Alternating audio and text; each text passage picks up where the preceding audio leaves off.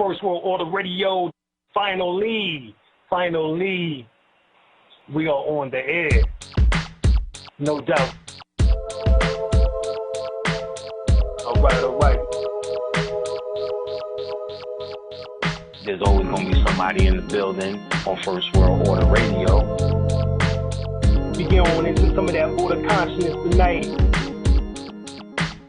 First World Order Radio every Wednesday, 8 p.m. We got to talk about what is taking place on the planet. There's always going to be somebody in the building on First World Order Radio.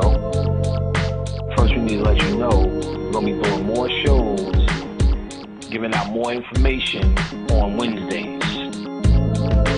Wednesday at 8 o'clock, we are now going to make this the hottest day of the week. Preceding others in time, order, importance. The most prominent parts, voices, or instruments.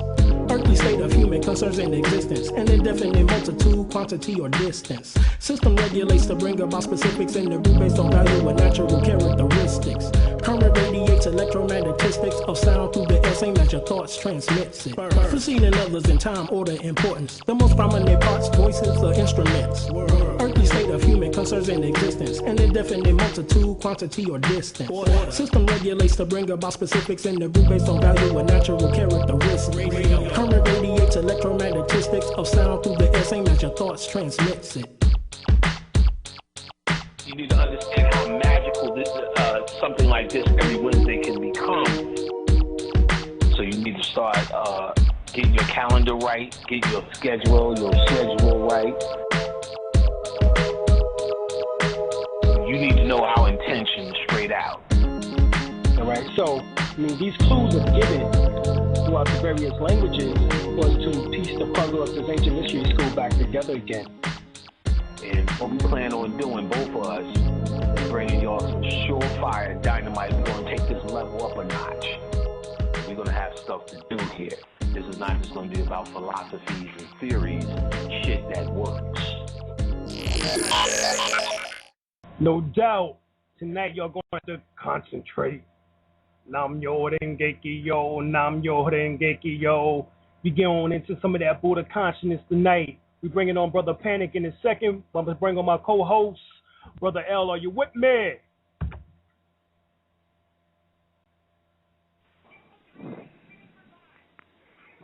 How the God doing this evening? Doing well, bro. How you? I'm doing pretty good. Doing wonderful. All right. We getting ready to bring on Brother Panic. Let me see if he here on the line. Yes, sir. Peace, Lord. How you doing tonight? Peace, God. Peace Almighty. We starting to get this thing right, set it off. Oh yeah. Well, we already know you're gonna do that. That's right. Yeah, we got cut off last week. We waiting for the crowd to come in now. Right. We're gonna get into the question and answer portion of what we started last week.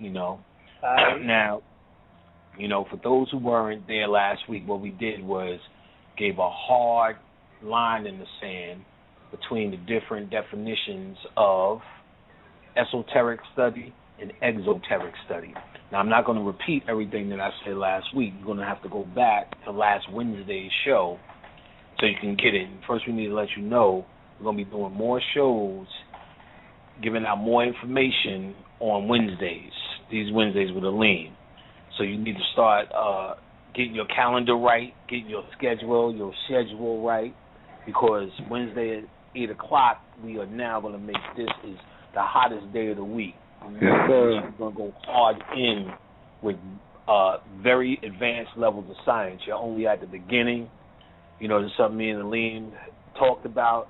So right now, in this new golden age that is upon us, we're going to act accordingly.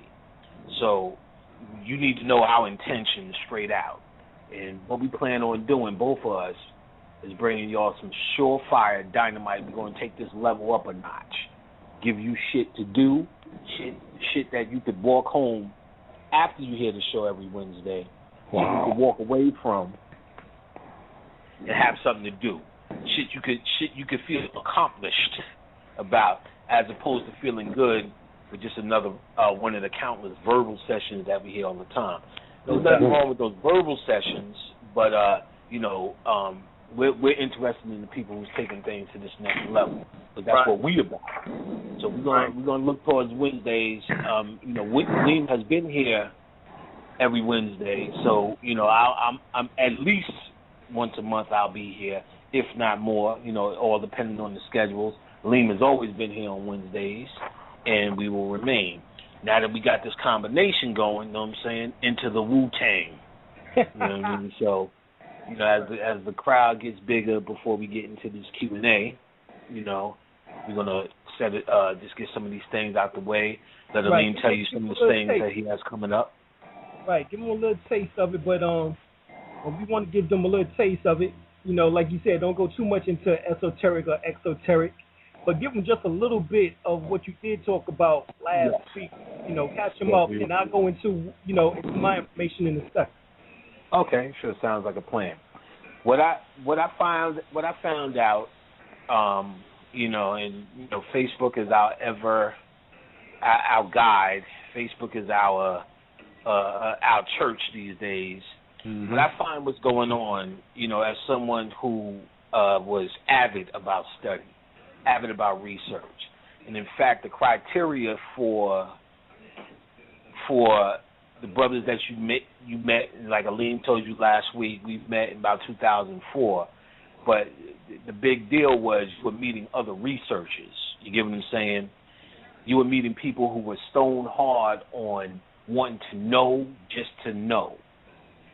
So as the internet came, this is pre-internet days. As the internet came about, pre-Facebook. MySpace, Facebook. Right. And all the rest of that. As that came about, for the first time, you had a more relaxed network of conscious folks. And in this relaxed network, what you would find is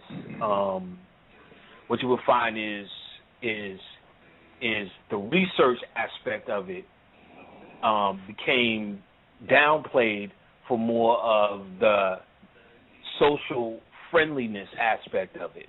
Now, the researchers were social friends based upon their connection in terms of research material. Who was dealing with what? People had their areas. People were sharp in certain areas. People were advanced in certain areas. And you always could count on the next researcher to pick in where you left off because the agenda in their hearts was to know just to know.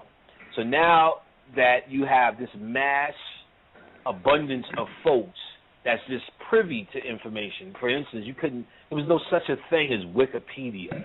You get what I'm saying? Which most people are just Wikipedia scholars at this point. There was no such thing. You had to do some things to accomplish some of this information that you freely have access to.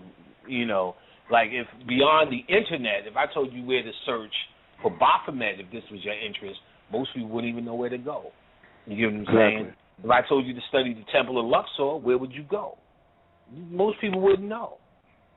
Really, chakras and crystals is the ceiling on true research, where you could feel you could go somewhere. If there was no Amazon, we talking about. See, you get all this from Amazon. Where would you go? What bookstore would you go? You talking about researchers who knew the bookstores that don't even exist no more. East West is closed. That was the New York one. And every state or every little hotspot had a spot where you were able to go. That doesn't exist. Borders and all of that is closed down. So before it was just easy to say Baphomet to do a search and find sources even of where you could get this from. People didn't even know where to start to get it from. So they relied on researchers who were the lecturers. So now that this information is readily available, and it seems that anybody can do it at any drop of a hat, most of us, I find, have become lazy. They find out enough just to be able to repeat it, but the information, because it wasn't hard-earned research, didn't penetrate. And because they're not genuinely researchers, they just want to be in the social framework of this game. They're not genuinely researchers. What you find is that because the information wasn't hard-earned, the way that it comes into them isn't the same way it was used by a researcher to transform themselves. In other words, if you went on a quest Indiana Jones, the riches that you obtain become that much more sweeter. If somebody just gives it to you and put it in your lap, you then take it for granted. So with the internet, most of this stuff is just put on your lap. Should you not use the internet? That's not what I'm saying. I just think we can solve this by knowing the difference, and that difference comes in the words of esoteric versus exoteric thought. Now, exoteric thought is pretty much what we're suffering from. That is, as I pointed out in the last lecture we did last Wednesday, exoteric study is the mundane understanding, the everyday Joe understanding of whatever information you're dealing with. We've, on the internet, have been learned or think, because at one point this statement would have been true, there was mundane information, then advanced information. But at this point, this advanced information has now become mundane information based upon the mindset. So we can no longer say, I'm studying esoteric this or exoteric this. We now have to change our mind into an esoteric mindset to deal with the same information that's so readily available to the masses. So it's very important to understand the difference between the two, and we broke that down thoroughly. In this question and answer session that we do, I want more people to, if you still feel you need to know the differences, keep your questioning along those lines between esoteric and what works for you or what can you do, or maybe what you're working with, and I can help you, Brother Alim can help you out with advice on how to change that little shift into a self-realization as opposed to just information that you share. Now, I know this will be true, and I can make this bold statement because I get the questions after the fact. When it's the questions between just me, you, Hotmail, and the wall, you really get to show me what's going on. When I'm doing my classes, people really go to show me what's going on. They have an abundance of names, melanin, kundalini, pineal, and all the rest of that, but they do not have a practical understanding. When you see, one of the reasons, and I know the Spirit said you need to do more shows with Alim, because he's a brother who since 2004, and when we met, and he has documented lectures way before that. He's a brother who's been doing the work in terms of actualizing this work as opposed to just having concepts of this work. He's a brother who's not just done it, he's taught people how to do it. You get what I'm saying? So to be on that same page, you need to understand how magical something like this every Wednesday can become, because at the end of the day, what I see our people are suffering from is the ability to actualize this. Talk about it all day, but actualize it, I really can't understand it. In fact, people were telling me last week, people are still talking about basketball games in the chat room. And this is based upon, and I'm not mad at that, but this is based upon you're not able to, nothing in this, you're interested for the social gathering. You get what I'm saying? And so we do see that. We know you'll see a big social event. You'll come here and you want the chat room to be hot with a social event. But then there's that aspect of us who are here to learn and want to go to the next level. That's who we're interested in talking to. We're interested in those who go to the next level, because there will be plenty of information for that. So before we get to questions, let me just get this stuff out the way so we're clear on this. You can email me for herb packs. One of the next things I believe I'm going to get into with Brother Alim, we're going to go into detail. We haven't discussed it yet. We talked about it briefly, about the pineal gland. I'm going to go very hard on some of the things you can do for the pineal gland, what the pineal gland is. We're just going to give the pineal gland some attention in the upcoming weeks, things you can do to actually help to activate, to help to work with your own pineal gland for light realization. Pineal gland distributes light around your body. So we're going to show you techniques to add light to the pineal gland and use that light, which is that knowledge. See, people are gaining this knowledge but don't know how to distribute or use that knowledge and then turn it into the next level. And the pineal is very intricate in that. So I sell herb packs that help to do that. that help to clear away and activate some of the atrophy that's left in your comatose-ass pineal. For that, you can email me, panicpack@hotmail.com. But one of the best things you can do right now, and we're about to start the new cycle, is join my class. I have a basic class on magic. It shows those who, and it seems those who say they are advanced, to those who know absolutely nothing, the basic core principles of magic, how to incorporate these magical principles in your life, the concepts behind them, so you know exactly what you're doing for you, how you can walk away adept and to start to use tools, all of these tools that you heard about, your altars, your chakras, your crystals, your candle magic, the meditation, the fairy kingdom, the laws of Tahuti, Necronomicon. We go through all of these things plus more. These things, I'll give you a practical, everyday breakdown, an everyday fundamental understanding of these things, so how you can start to deal with them to start to change your reality. For lack of a better word, we'll call it magic. I like what Alim calls it, mind power. So this class is the class to be in. Like I say, you don't have to take my word for it. This is about the 5th or 6th cycle I've been doing this. I do them at least every month. So you don't have to ask me. You can ask some of the people who've taken the class, which their emails you can get when I send you the information package. You can ask them what it's done for their lives. That's how comfortable and confident I am in this particular curriculum. It's for 4 weeks. For those who can make it, you can come to the house. For those who can't, I do it via Skype. It is incredibly cheap for what it is you get. And I do work out a payment plan with you. So the end of May is the next cycle. So if you want to get on to this next cycle, now's the time to start sending emails. panicpack@hotmail.com. And like I said, from there we will keep this little party going.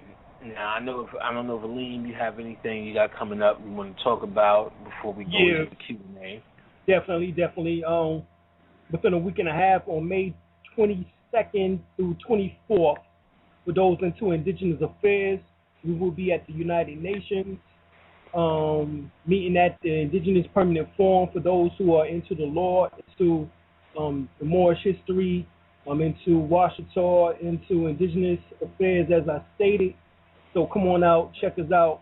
Y'all can email me at www.dralimelbey.com. That's DRALIMELBEY.gmail. All right, at gmail.com. So that's dralim@gmail.com. Hit me up there. Also, we have classes, ongoing classes, in which we've been doing for the last 3 years, in which that deals with Qigong, Tai Chi, Pranic Healing, Reiki, Ushi Reiki, Tibetan Reiki, Sheko Reiki, in which that we take you through, attune you, initiate you, also into the order of Melchizedek. Many things, Kundalini activation, pineal gland activation, all of these particular sciences.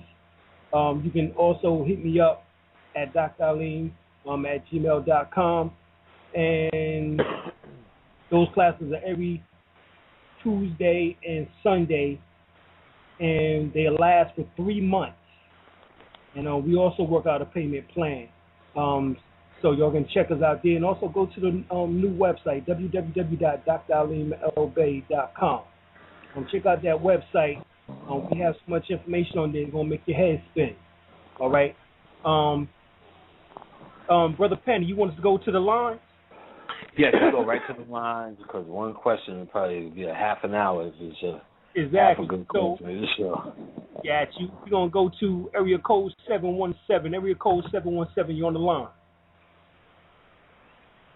Peace, y'all. Peace, brother. God. Peace, Brother Panic. How you doing? Peace, brother. 2 quick questions I got. Try to keep this moving on. I know we got a lot of people on here tonight. My first question is, I know a big part of quote unquote doing the work is trying to make it so that the spirits can see us, because I know we're walking around here dead. Mm-hmm. I'm currently in a halfway house. I'm waiting for transfer back to Detroit, so I can't exactly get a panic pack at the moment. That's all good. But besides that, is there anything you can recommend for increasing our light? Right. Well, I'm glad you said that. Spirits, they only can see light. So it's your light that needs to be, how would you say, turned on for them to even have a communication with you. So if you're in that situation, the only thing you have is your own mind. First and foremost, that's the only thing you need. Everything else is frills. Crystals, candles, pendulums, herb packs, all of those things add on when you're in the situation to do it. But visualization is the only thing that can't be taken away from you. You have to visualize intensely. Visualize light. Now, your pineal is filled with light. You ever close your eyes? Well, you ever look at a regular standard light, close your eyes, and you can still see that light when your eyes close, it starts moving? Well, those are your two physical eyes getting an impression of this world. Now, once your eyes are closed for a certain amount of time in the darkness, and there's nothing, there's no physical light messing with, the pineal light comes on. Now, through your visualization and your ability to be able to deep focus on that particular light is communicating with spirits. Spirits are that light. So you need to find a meditative technique, and I'll give you one, a simple one. This is not a big deal, and concentrate on the light of the pineal. Now, what you're looking for back in return is, at this point, because I'm assuming that based upon your question, you're starting out with it. Let's just look at it this way, or let's talk to those who are starting out. You're looking for your response in inspiration or intuition. So whatever question you're answering yourself, let's say, how do I get my new house, or get out this halfway house, or I just want to know this just to know that. You're looking for a return of inspiration, what we've been calling coincidence, which is actually synchronicity. So you're looking for synchronicity, but the mundane way to understand synchronicity is coincidence. You get what I'm saying? And you're looking for intuition or inspiration, something that you may now be inspired to do. And it may be weird. Some may say, something? I used to be a skateboarder. Something's inspired me to buy a skateboard and fucking one-leg skateboard up the street again, or get some fucking roller skates or whatever. And you may say, this sounds absolutely ridiculous, but you got to remember, spirits are not dealing with logic. What they're trying to do is line you up with energy. So skating, let's say you was a skateboarder or a basketball player, for something more practical for a nigger, you know what I'm saying, a nigger, and you're a basketball player or something, and or something you used to do as a child that's something you won't do now, let's just say, you get what I'm saying, and you may have an overwhelming need to do that. So this is called inspiration. So as a grown-up, we wouldn't even connect that to maybe paying rent, or connect that to a love affair, or connect that to calm or peace of mind, or to the answer, the logical answer that you may have been seeking. But the spirit does not work with logic. It works with feeling. It works with emotion. So what the spirit is trying to get you to do is get you into an emotional mind state, to receive what it is you're supposed to, what you're asking for. For instance, in the laws of attraction, they'll tell you everything about you receiving is about the mind state you have. So, for instance, they're saying if you want a new bike, you do not curse the bike that you have. You get what I'm saying? You champion the bike that you have, because you put yourself in the framework to receive a new bike. And of course, you don't hold on to the bike you have, because to be able, or to whatever it is you have, you be able to throw it away, so you open yourself to receive something new. So even on the laws of attraction level, they're still telling you, even when they're dealing with logic, how you have to line yourself up mentally to receive or to realize. So with spirit, it's the same thing. What you're trying to do is what you're trying to accomplish here is to line yourself up. So in other words, you need to know how spirit talks to you first and foremost. That's one of the things I teach in my class. No one knows how spirit talks to them, so everyone wants to be spirit. But I said, well, what's the language of spirit? That's where I hear crickets. You get what I'm saying? So how can spirit talk to you if no one knows the language? Well, the language primarily, one of the primary languages how spirit talks to you is through symbology. So you're going to have to understand the concept of symbols and general symbols, and then you're going to have to, on top of that, you're going to have to see what that symbol means to you. I always give the example, if your father took you to a baseball game, or, as your childhood, if you were to dream about a bat, which is a symbol, that may represents warmth or learning, bonding, because your father took you there. Now, if your father whipped your ass with a baseball bat, you had a dream of a baseball bat, it may represent danger, trouble. Don't go there. You get what I'm saying? Right. So there's a general understanding of that symbol, and because that is your subconscious mind where the spirit lives, and that's what's communicating with you. Your subconscious mind learns and speaks through symbols, primarily through symbols. It doesn't speak a fluid language because a picture tells 1,000 words. So that one picture or symbol is a complex dialogue that the spirit is trying to tell you. So the symbol or the emotion being the vehicle, maybe I feel like skating, being free. You know what I'm saying? I have girls, chicks in my class, something told me to run outside with my titties out, flopping. I'm like, well, shit, go for it. And they did, and rent was paid. They said, lucky no cars was coming and all of this. I'm like, look, in other words, follow. There's certain shit you just can't follow. You get what I'm saying? Because if you left it to me, most guys would be in Walmart, this broken hose, if you just let them do what they want to do. So we're not talking about things that get you in trouble, but subtle things, and they speak very subtly. So through meditating, to answer that question, if you didn't see herb packs, candles, crystals, all of that stuff helps you on your path quicker. That's the quick way to do things, which is nothing wrong with that. Like, for instance, in Da Vinci, and I think they're showing it in the HBO show Da Vinci's Demons. Da Vinci used to take, and this is one of the things I taught in my class, and one of the guys in my class told me they were showing this. Da Vinci used to light a candle, and the candle light would flash on the ceiling. He would focus on that light and go into trance. Nostradamus that's what you call scrying. Nostradamus would fill a black bowl with water and scry or look deeply into that water. It would distort his vision, his everyday vision. Because remember, and I said this last week, everything you're trying to do spiritually is a pathway to distort your normal everyday brain, your normal everyday awareness.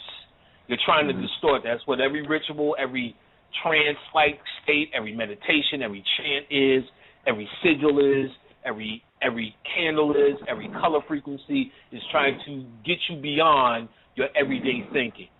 So scrying is one of the things you can do that you just can sit on the edge of your bed and do without any other tools. You get what I'm saying? A crystal is excellent for scrying. A black object is excellent for scrying. You just look deeply into that where your perception is altered to see what it is you see. And Nostradamus got all his predictions doing that. So what it does, the mind has different brainwave frequencies. And the one we're interested in, there's delta, theta, and gamma, and all the rest of that. The one we're interested in getting into is the alpha state, because the alpha state is the mind state or the brain frequency of the subconscious mind. And it's very easy to go into alpha state. Alpha state, when you're driving on the highway for a long period of time, you're zoned out. You're there, but you're not there. And if somebody asks you to explain that, you say, "Well, I was there." Because if somebody would have cut in front of you, you become instantly aware. Meaning your awareness is not totally gone, but you're in your subconscious mind. During what they call after work. Yes. I was saying. Okay. Now, okay. after work, when you come home and you sit in your easy chair, you know, it used to be at 6 o'clock when the news would come on, and usually that's when you would start to relax. That's why they put it on at 6 to put the fear in you. Then it would be 8 o'clock after dinner, and that would be called what they call prime time. That's why news would come on at 11 too, because 11 at that point was the second shift that you would come home after work with. Now it's just 24 hours because, you know, it's no longer a standard work experience in America. Right. The point is,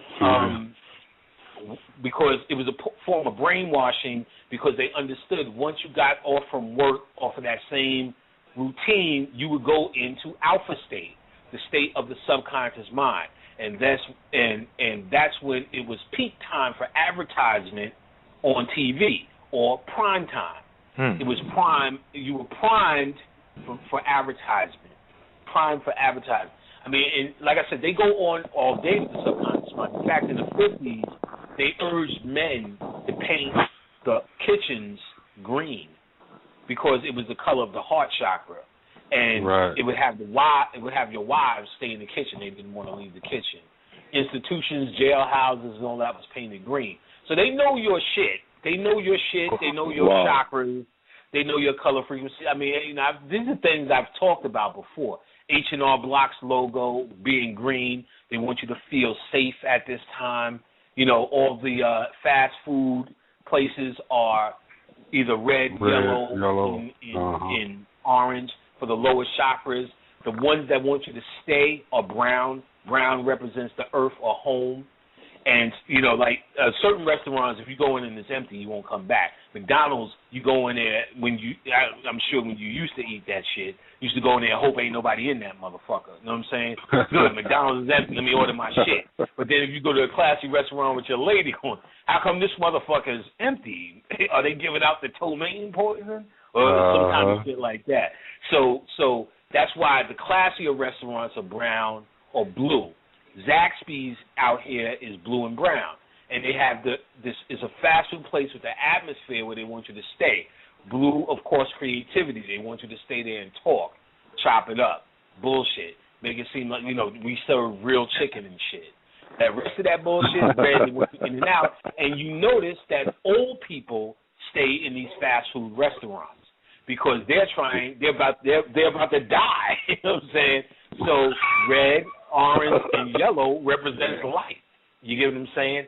So they want to sit around this life all day while you sit there eating a fucking dollar menu, looking at your phone, scarfing shit down, ready to go. They do this on purpose. The Matrix, the whole entire movie was green because they're trying to get you to feel safe and sleep in the Matrix. So they knew all of this shit. This is not like we do it. See, that's another thing we need to get off of our mind, that we're doing something that's so small and different. Our occult science is what runs the planet, the end. There's nobody trying to get into our shit. There's nothing else. There's no opposition. You get what I'm saying? It's just what you don't know is how they're working that shit. You get what I'm saying? Sound and lights. They're trying to, that's why you must understand your entire chakra system thoroughly and what emotions attach to what. Because really, fuck the Illuminati, they've been fucking you up just off of emotional control. Light and color frequencies, fuck all that. The chemtrails, they might as well just spray cocoa mango. Cause you know what I'm saying? That's in the clouds, because that's not doing nothing. These light frequencies, these chakra controls, these sound frequencies, these emotions that they're inspiring in you through these logos. And see, if you don't understand what the subconscious mind is, what the spirit is, how could you control spirit? If I ask people what is spirit, 95% of them wouldn't even know. You know what I'm saying? They think it's their dead grandmother. How are you accessing it? How can you be manipulated? Can you be possessed? All of that's happening now. You get what I'm saying? Off of your technology. So we're so busy worried about Illuminati and these other things, we don't realize our technology is the technology, and that's it. That's it. So once you get into your shit, you supersede any of the rest of this shit. And like I said, black people will do anything but go into self. They don't believe in themselves. As much as we say Queen and Hotep and you the king, we really don't believe that shit. Because if we believe that, we want to champion it for our self-esteem. But we really don't believe it. Because if we believe it, then you would access the goddamn your princely robes. Remember Eddie Murphy said that? Let them have our princely robes. No, you conscious now. Now you need your princely robes back. Right. And we're just putting on the pageantry of it. Yeah, I got the melanin in my kundalini. Oh my goodness, you're making my kundalini rise. You're so funny. It's like the pageantry is a fucking beauty pageant of dreads and ankhs and all the rest of that. Now, I'm not trying to get down on us. I'm saying, let's get it on. It's right there. This is your technology. There was a TV show in the 80s called The Greatest American Hero. That shit was all about us. It was about this nigga found this magical suit, but with no instructions. So all of this shit he could do, had to learn to fly. He was flying all fucked up, flying upside down, and all the rest of this kind of shit. He just didn't know. That's exactly what's going on with us. We have a magical suit, and let's just say melanin to make it a little bit more dramatic, and we don't know how to access it. You get what I'm saying? Mm-hmm. And we thinking by saying I have dreads is the way to access it, by wearing an ankh is the way to access it, by tattooing Haru is the way to access it, putting your name, changing your name to something spectacular is the way to access it. It is not. It is just simply not. And you know it, I know it, and the questions that I get all day, I'm clear on it. The questions of people in the class, I'm clear on it. I'm not finding anybody that's tapping in. I'm finding people who knows how to argue information better. So simple, one of the things I learned as a researcher, and most researchers know, there's a process of building the suit back up. Your melanin will do anything you ask of it. And we're not asking nothing of it but to look hot. You know what I'm saying? The best thing you got is black don't crack. You get what I'm saying? No, you constantly should be in a place of taxing yourself, but you have to know some of the basic things of what it is you're going for. You get what I'm saying? Mm-hmm. Most people don't understand that spirits are just light. You're trying to obtain and work with light. Not your 7 chakra lights, because that's the lights of this realm. You're trying to, spirits are nothing but communicating with the other degrees of light. Exactly. And there's specific methodologies for doing that, period. You're not going to get away from it. You're not going to Wikipedia your way into the spirit world. You're not going to YouTube lecture your way into the spirit world. You have to learn how to deal with spirits and become spirits, and it's spiritual, and it's something within you that must be triggered. It's a discipline within you. It's a building up or a calisthenic you must do to build that energy up to even have a communication with that particular levels of light. I didn't just turn on one day. I kept doing it and doing it and doing it and doing it. And I gained more and more information, more and more insight, with more and more deeper, and never satisfied myself. Never felt I had to go and start putting up status messages about what the fuck is going on and what I'm doing. It doesn't even work like that. What can I do? What can I accomplish next? And all I'm saying this because the best thing I could do is say, I'm willing to show you the same thing too. And what if my whole particular plan doesn't work for you, I'm sure someone who's managed to make some accomplishment, some of the shit I'm saying is going to work for you with whatever you're doing. The difference is no one's doing that work, and we're trying to get that work. That's what this Wednesday night is going to be about. You don't have to depend on me, that you'll walk away from this shit knowing how to do some shit on your own. So for you, meditation and start communicating with the light. You'll start to see light in your pineal. Close both your eyes, look with your eyeballs towards your pineal. You'll start to see light imagery. See what it inspires you to do. See what you feel. And listen, this is an occult line right here. Fake it until you make it. Meaning you make shit up. Who the fuck is telling you there's no... Kamites understood this. I'm telling you, here's the big secret. You don't have to agree with me to find light. So meaning we're not all trying to get to one place of understanding to find light. certain shit you just need to be on the same kid. You know, you ain't gonna find light by drowning kittens. We all know that. But in your study, you need to fake it until you make it. Say you're gonna rebuild your liver. Just say you're gonna do it and say it's working. Who the fuck am I to tell you it's not? You get what I'm saying? That's the mentality I'm talking about. So the fake it until you make it just means say you're going to do it and say you've done it. And just based upon the laws of attraction, they tell you do it long enough, it becomes true. You get what I'm saying? You believe in it, it becomes true. You ever tell a lie so long that you believe that shit? That was on tour with Curtis Blow. And you forget, shit was a lie. You could tell that shit. When I used to, me and Curtis used to do this. Like, motherfucker, you ain't never was on tour with Curtis Blow. You just told niggas that shit so much. You forgot that it started out as a fucking lie. You know what I'm saying? Wow. Fake it until you make it. You know what I'm saying? You ever meet a motherfucker that lies so much they don't even know they lying no more? You have one of them friends that just be like, yeah, kid, that was my, like, yeah, that girl is fine. Yeah, that was my girl before. He's like, what, nigga? Yeah, she was my girl. Like, yeah, you know, I used to do that. Yeah, I just did that the other day. You're like, what, nigga? You ain't do that. Cucumber water, nigga, stop. You know what I mean? Yeah, I used to work on the farm. Yeah, I worked on the farm, too. You're like, what, nigga? Like, a nigga just lies so much, and they really believe that shit. Who say they wrong? What they gonna die and somebody gonna go, you know you was a liar. You ain't going to heaven? If they believe that bullshit, if I believe the fire hydrant is green and I live my life accordingly, come on, ain't no right or wrong in that. It is what it is. So you don't want to go crazy and be, you know, because after a while you don't want to be outside with an umbrella. You know what I'm saying? And, you know, in the summer, you know, I got my fucking umbrella. You know what I'm saying? But you want to be able to say whatever you're telling yourself, you need to convince yourself. In other words, you don't need to convince the world it's raining. You just need to believe it's raining. You get what I'm saying?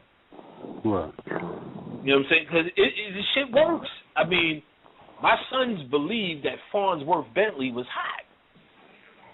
Farnsworth Bentley was cold. That's how young they was. You know what I'm saying? So we thought this was ridiculous. I was like, yo, what you think about that? Farnsworth Bentley was cool. Like, nothing's real. You know what I mean? What's real? You know what I'm saying? Farnsworth Bentley was cool. I'm like, man, that was Puffy's goddamn college roommate. No, not Farnsworth. That's from their age, you know what I'm saying? Niggas ready to go defend Farnsworth's honor. I'm like, nigga, that shit ain't even adding up. You know what I'm saying? And he did come with the damn umbrellas too, yo. Yeah, nigga came with the umbrellas. Nigga was doing that just holding the umbrellas. I was like, yeah, Farnsworth, that nigga got style. I'm like, wait a minute, what? I said, let me do a check. What you think about Farnsworth? Yo, and they believed it so much until they gave his ass a damn fashion line. TV show. Oh yeah, you got to yeah. Exactly. The nigga's name is like a collaboration of fucking chauffeur and butler. Exactly. Farnsworth Bentley. You know what I'm saying? Mr. Bentley, Mr. Farnsworth. So like I'm sitting there like this shit don't even add the fuck up. And then on the other side, how you know transformation is my little niece. You know what I'm saying? Singing all that Mace shit, Senorita. Then when Mace went to church and came back, she's like, what the fuck happened to Mace? And I told her, nothing happened to fucking Mace. He always sucked. You just older now. Exactly. Now you just see it what we knew when we was grown. You know what I'm saying? He always sucked. So she's like, God damn, that was terrible. Welcome back. She's like, look, he always sucked. So, like I said, nothing's real. You know what I'm saying? It's not real. He started the retarded rap, yo. Yeah, the retarded rap. That fucking that he sound afflicted. You know what I'm saying? I got two Rolexes, no Lexus. Like this nigga sound a straight afflicted ass nigga. You know what I'm saying? Oh man. You need to start a goddamn fundraiser for that nigga. Conflicted ass nigga. And but the thing is, I guess what I'm getting at, nothing's real. Like, you know what I'm saying? And see, while they think Farnsworth Bentley is the greatest, and while she said Mace was the greatest and would have died for him, and then she's going, this nigga looks like a big-headed idiot at this point. It's like, you can't count on nothing. That makes me, when I look at it as an occultist, as an eschatologist, I'm sitting there going, I get it. You cannot marry yourself to what you call it real. You know what I'm saying? Real is what? You know what I'm saying? It's not real that you're looking for a so-called truth. You're just only looking for your truth, I guess you have to say, or your reality. Exactly. The problem is we spend most of our time trying to convince others of our reality, and that's folly. That's folly. You know what I'm saying? Like I said, and that's also a thing I learned from Bobby Hemmett. If there's anybody on the planet that believes his reality, that's him, and that's genius for what it is. You know what I'm saying? True. I'm like, I'll tell him, some of that shit you saying is fucking outlandish, but then I get it. It's not up to me to believe that. That's his story, and he's writing his story. You know what I'm saying? So we have to write our own story. So that's a big part of it too. You sit right on the edge. You don't need anything. If you're in a position to get an herb pack or take any of these classes, excellent. It's going to be a shortcut from those who are initiated based upon their research, not based upon a ceremony, which I talked about last week, based upon their research and going through that. And then from that, I can offer you a shortcut in terms of your study, but you still have to study. What I would say I got, one of the primary things I got from Bobby Hemmett was a short path to during my study. Otherwise, I'd be taking a long way, or fell into the Wikipedia scholarship of it. But my book library, which is massive, is based upon sharing with Bobby, who's been dealing with books, giving out scholarship for years. To be able, I say, well, I want to study that. He was able to turn up 5 books for me and say, well, that's a good book, that's a good book, that's a good book. That chicken came before that egg.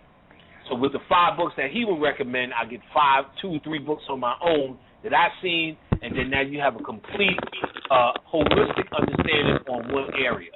So let me say that as well. Whatever you're studying, get more than one book from more than one author on that area.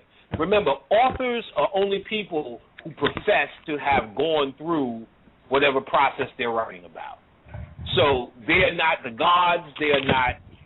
It doesn't define you. It won't make or break you. It'll offer you expert advice. Ultimately, it's up to you. And I go into detail on that difference in my classes. Ultimately, it's up to you, the understanding what books do. You have a left brain and a right brain.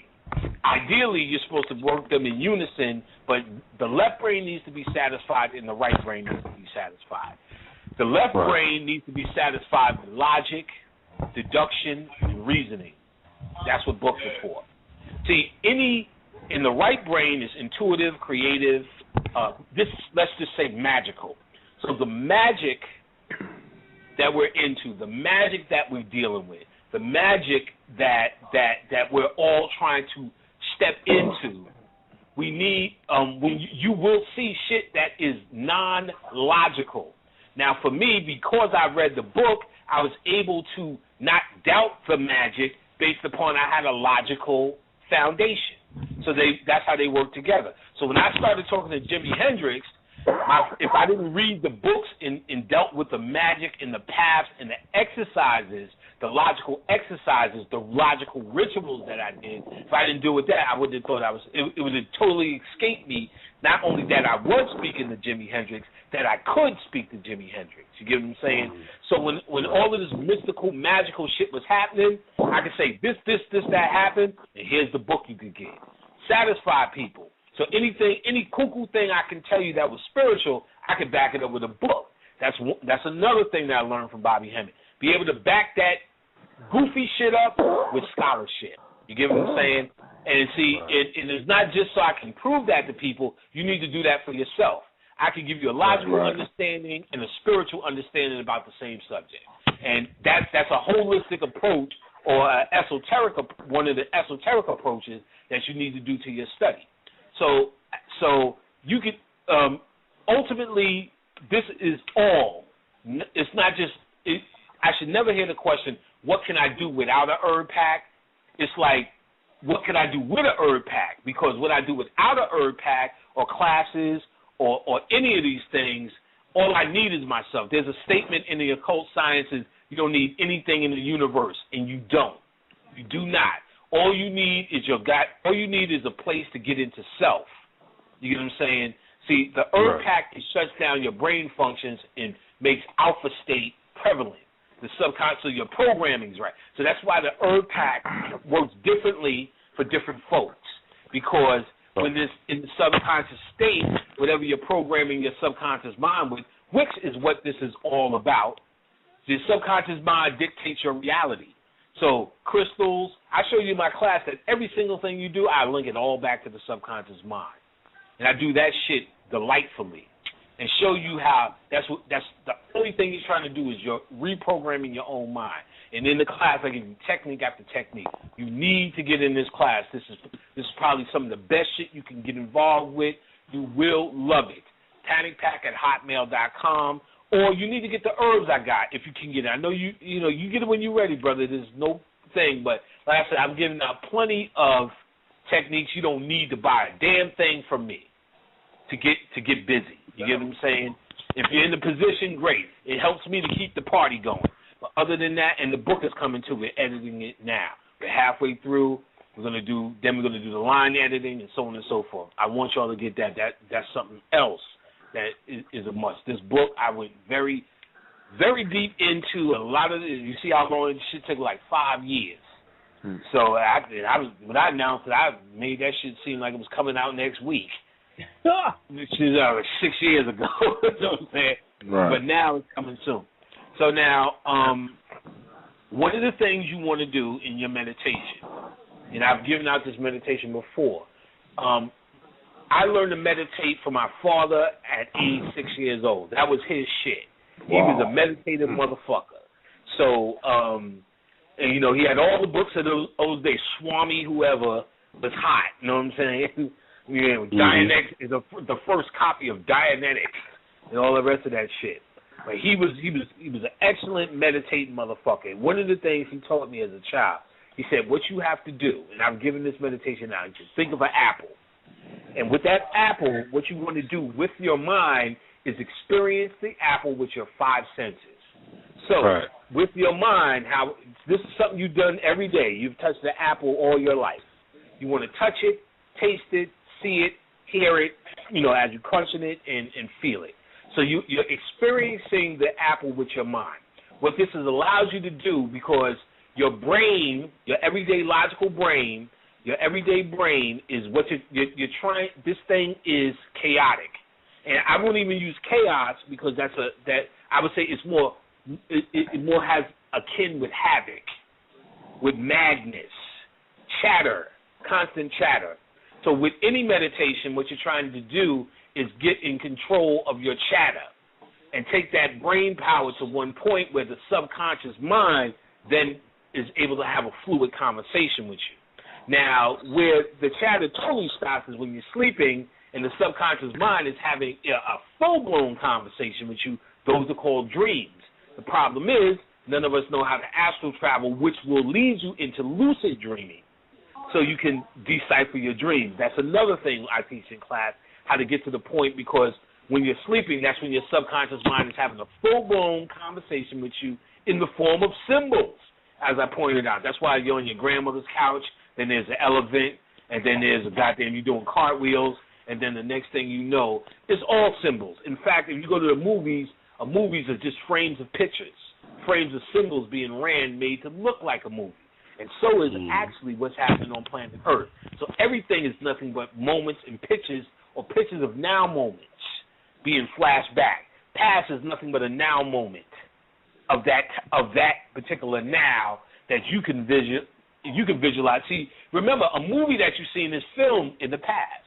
So Star Trek that's coming out Friday is past moments, so-called past moments. We'll be seeing it again. It becomes now moments again.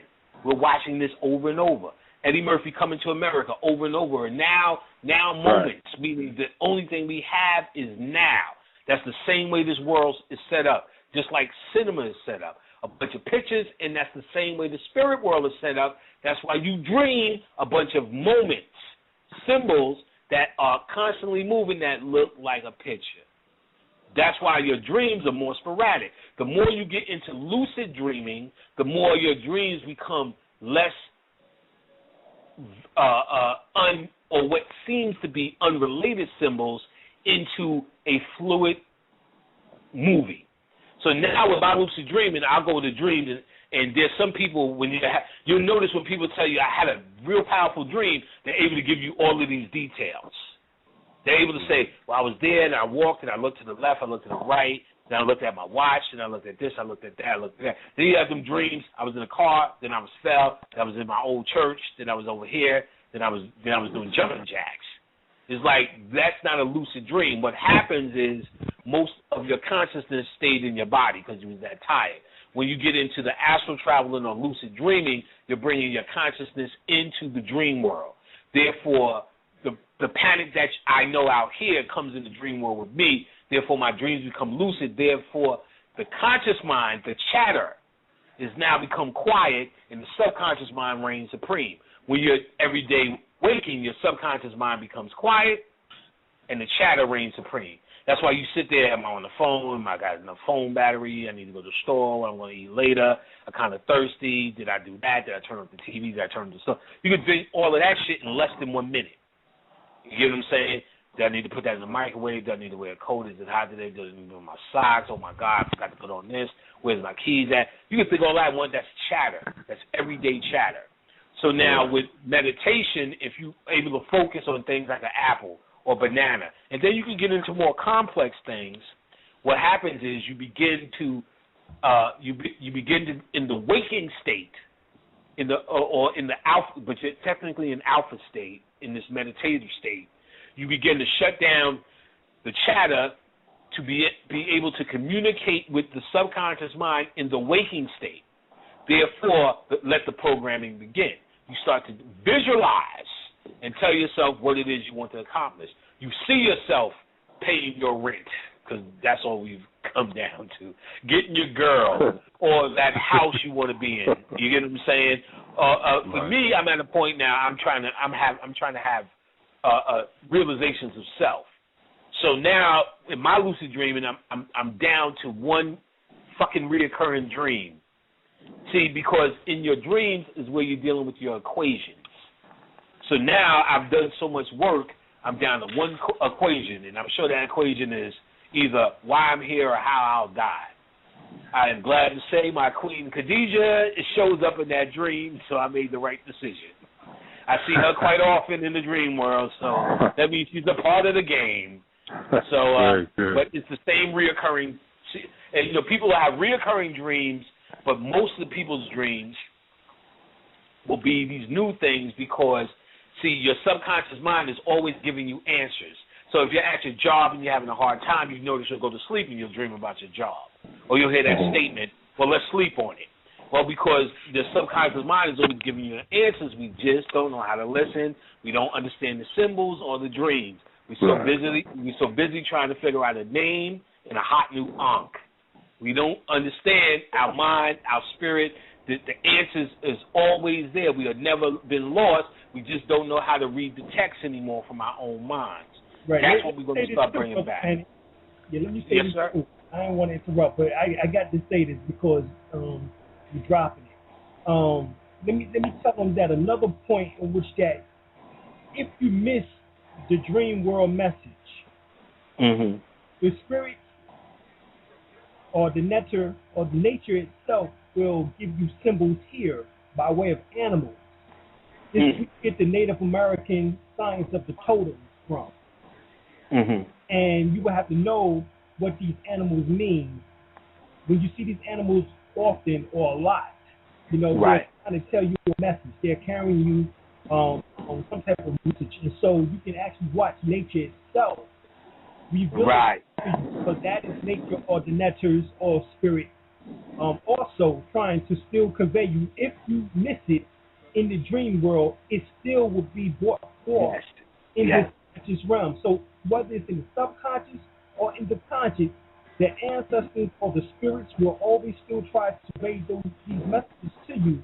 And so you just have to be aware enough for to pick up what is being said. If, like I said, you miss it in the dream world. Go ahead, Brother Panic. Sorry about that. Yes, that's a very good point. I appreciate that. That's an absolute great point. Because people tend to think this as well. You may have a dream and you may not understand it, so you'll wake up and go, "Damn, I don't get that dream," or "I forgot that dream. I'm lost out." That's au contraire, mon frère. See, what Alim is right. First of all, nature is probably one of the first vehicles that you get communication. Nature is pure inspiration. It is dealing with negative ion. That's why when you go into nature, you are totally inspired, because it is spirit trying to communicate to you through that animal totem or even through the plants themselves. And you will get that if you look at and this is something I do teach in class when I deal with the fairies. Okay, and I don't want to give too much away, but I'll go through it really quick. We had a knowledge of how to build pyramids and Angkor Wat and all the great shit that we know that's proof in the pudding. These magical cities, these architectures, at least that they still can't duplicate today. We know that is the black man's us, and we know we had that ability. That knowledge or that understanding of how to do that represents light. Now, what we're clear on now is the average nigga couldn't build a pyramid no matter what Eddie Griffin said. Niggas can't build a pyramid. So now, so if we know from our third grade white science class that energy doesn't die, it only changes, that means if that knowledge, which is light, knowledge is light, it couldn't die. It had to shift somewhere. So the knowledge of how to build a pyramid is no longer the knowledge of how to build a pyramid, but the light still exists. That light or knowledge I teach in class has shifted into what we call nature and inspiration. Now, in the fairy story, the fairies, there's a documentary called Gateway to Fairy. Everyone must watch this. Something I recommend for class. I know it's on Hulu now. I don't know if it's on Netflix anymore. Gateway to Hulu Fairy and Hulu Plus. Now, if you could get to see this, he talks. This white. He was talking about things that I was doing before I knew there was a logical understanding in terms about how to talk to nature, and how that trees. If you look at a body of trees, if you scry, as I pointed out, into a body of trees, what you will start to see is images will start to come back towards you. And remember, that's nature also speaking to you. That's how the fairies talk to you. Now, he talks about, and you hear this in mythologies, that the fairies lived, this is just mythology, but you got to understand how to decode these symbols. The fairies lived on Earth with human beings. The fairies were knowledgeable, and so were human beings at one time. The fairies shared this information with human beings back and forth. The humans became dumbed down, so the fairies could no longer communicate with the human beings, so they had to go into the realm of the invisible world or the realm of nature. And the only way they can communicate with man is through inspiration and symbol. So what they're talking about is our knowledge. What they're talking about is our quantum understanding. They're talking about information that we had on the planet that now has been absorbed back into a quantum reality. But since we've accessed this light already on the planet, we still have ways to connect to it. So you won't be able to go into nature and find out how to build a pyramid. But that energy, that inspiration has transformed into something you could use today, i.e., that's how you made rap music and shit like that today. Because that power of pyramid building has now transformed into a new form of inspiration called hip-hop and you don't stop. I'm not saying pyramid to hip-hop, I'm just saying that form of knowledge and creativity has transformed into what we have now as black folks as our modern forms of creation through inspiration. So you're still accessing the same information, just transformed so it's able to be used today. Because if a black person built a pyramid today, I don't think we could do anything. There's nothing we would be able to do with that. All we can really say is, well, thanks for doing that. You know what I'm saying? We won't be able to access what they would. The jury's still out on what they were doing with obelisks and pyramids. Mm-hmm. You get what I'm saying? Yeah. And Tesla actually showed what they were really doing, because they said Tesla was trying to make the whole world wireless, free internet. Yeah. The whole internet, wireless internet we know is from Nikola Tesla. So he was saying there has to be something that, like how we have these towers now for your wireless, there has to be towers around the world that are able to communicate information. And then, boom, the spirit came through and said, yeah, they were called obelisks. And then I'm watching this shit, they said, well, it would have to hit a point in the space and be sent back down to Earth. Satellite. So, the moon. The moon is a satellite. The moon has all of these fucking holes and craters in that we say, oh, that's rocks have hit that shit. They said, no, it was the obelisk sending information, beaming it back to Mexico. That's how we were able to communicate and transport information and energy all around the world. The same satellite system we're doing now to watch I Love Lucy. We already had this bullshit. So their technology is mimicking our old technology. Our technology that has transformed into new life, all we call it is hip-hop. And Timberlands and all that other shit that we made hot. You know what I'm saying? Jive Turkey and all the rest of that bullshit. All that shit is transformed. All that shit we transformed from because we needed it now. You get what I'm saying? All this shit is iconic now, but in a different time, in a different age, it's beneficial for us to build cities. They build no fucking cities now. We destroying these motherfuckers. You know what I'm saying? You know, project. You have seen the landscape. They ain't building shit no more. Oh, man. But you know what I'm saying? A half a chicken and fried rice. You say that shit. Every nigga know that. You know what I'm saying? That's nothing but Egyptian bear transformed into a half a chicken fried rice. And the 40 ounce is nothing but the size of how you used to make Egyptian bear. You know what I'm saying? Right. So in other words, so let me be clear. I'm not saying one thing is the other. I'm just saying all of that knowledge or light had to go somewhere. It went into nature and inspiration. Exactly. And so now when we're inspired to do our nigger shit, which we think is nothing, it's actually how that energy is being funneled, or we're funneling the energy back to us. We're not in a position to build pyramids and anchor watts and cure this, that, even though we're still doing all that. You got to remember, in our ignorance, which is what you're having now, we still run the world. We turn our hat backwards, the entire world turns their hat backwards.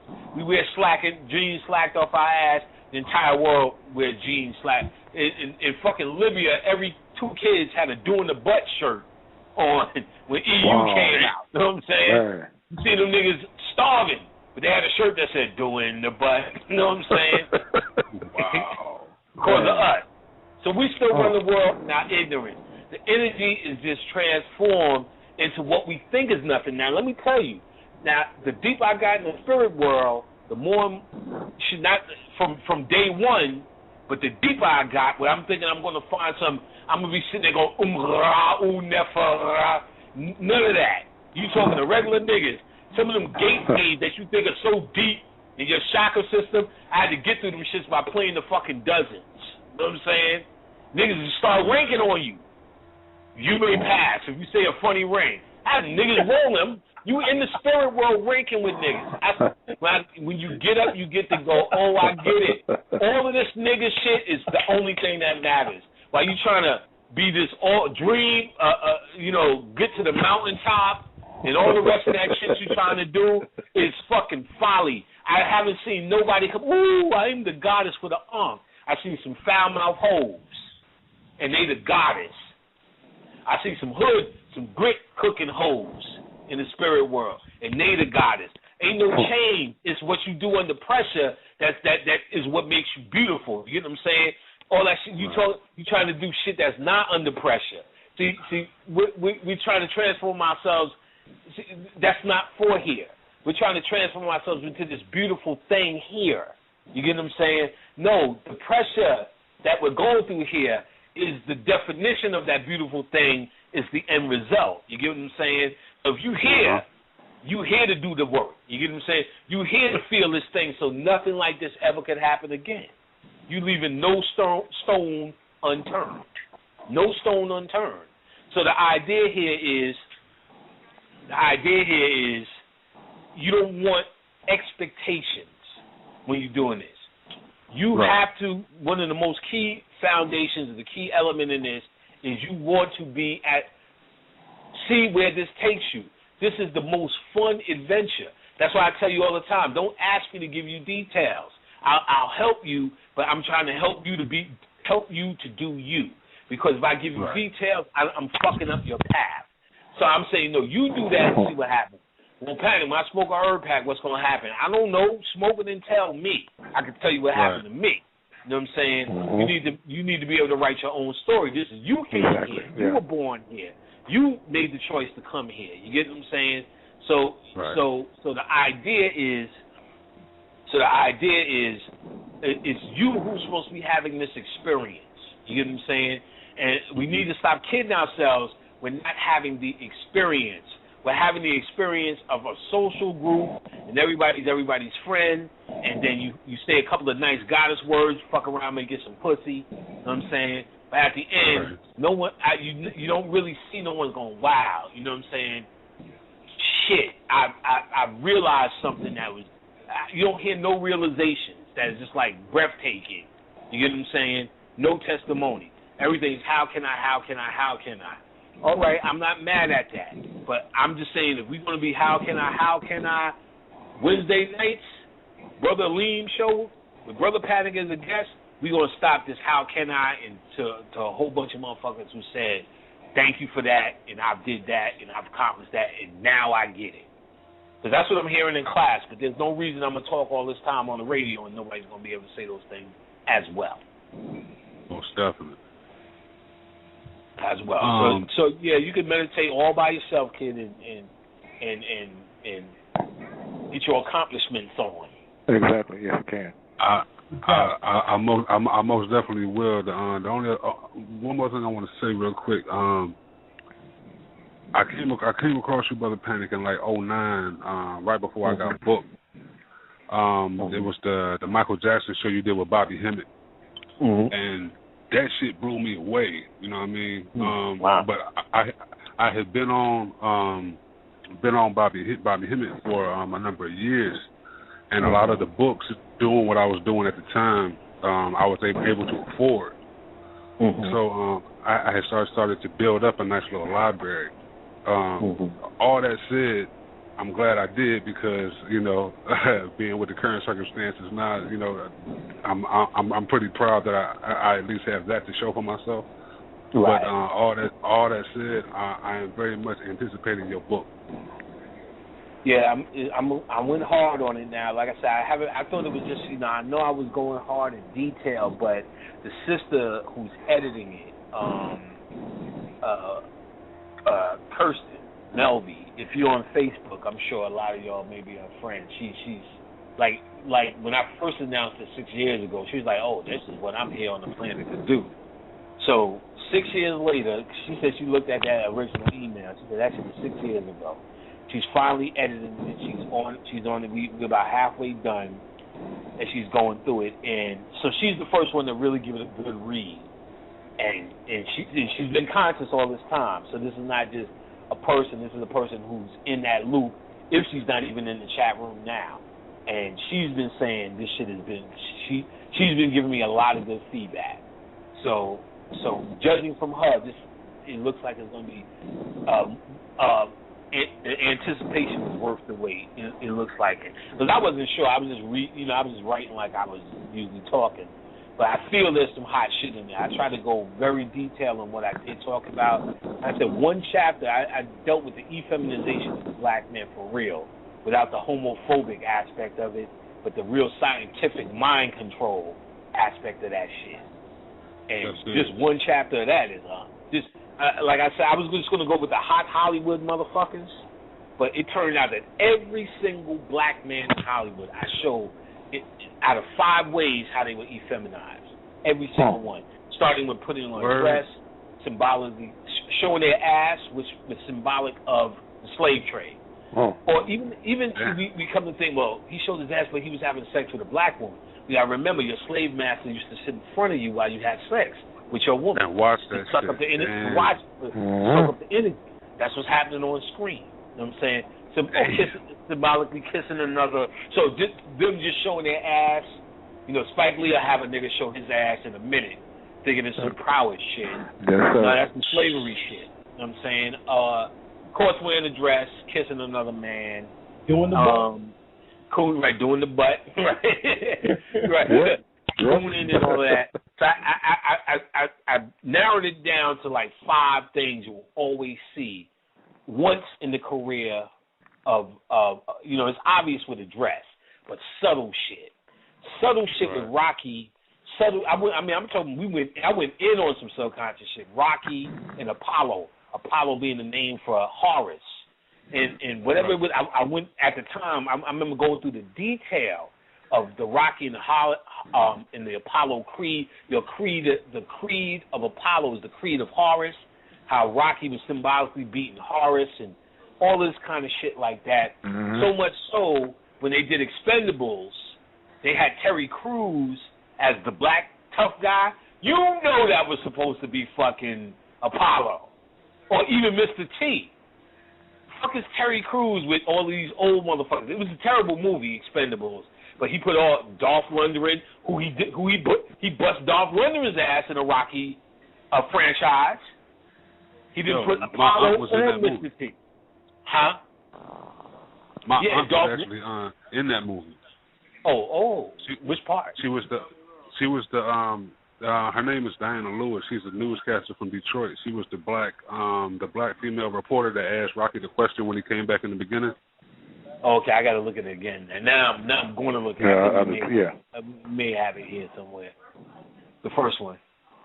Yeah, that's Rocky 4. Oh no, in Rocky 4. Oh, okay, yeah. I don't have none of those rituals, but we can find that on Netflix. Yeah, I wasn't a Rocky kid. I couldn't fuck with it. Even back then, I couldn't fuck with Rocky. Right, but we break down also Rocky to be the testicles. You know what I'm saying? You know, and remember that testicles was taken from him by Heru. Yeah. You know, as Set took the eye of Heru. So his taken. So, you know, Rocky those rocks, you know what I'm saying, like testicles. So he go Apollo, and like you said, Apollo and Rocky fighting, and then of course that symbolizes that conquering Heru. Right.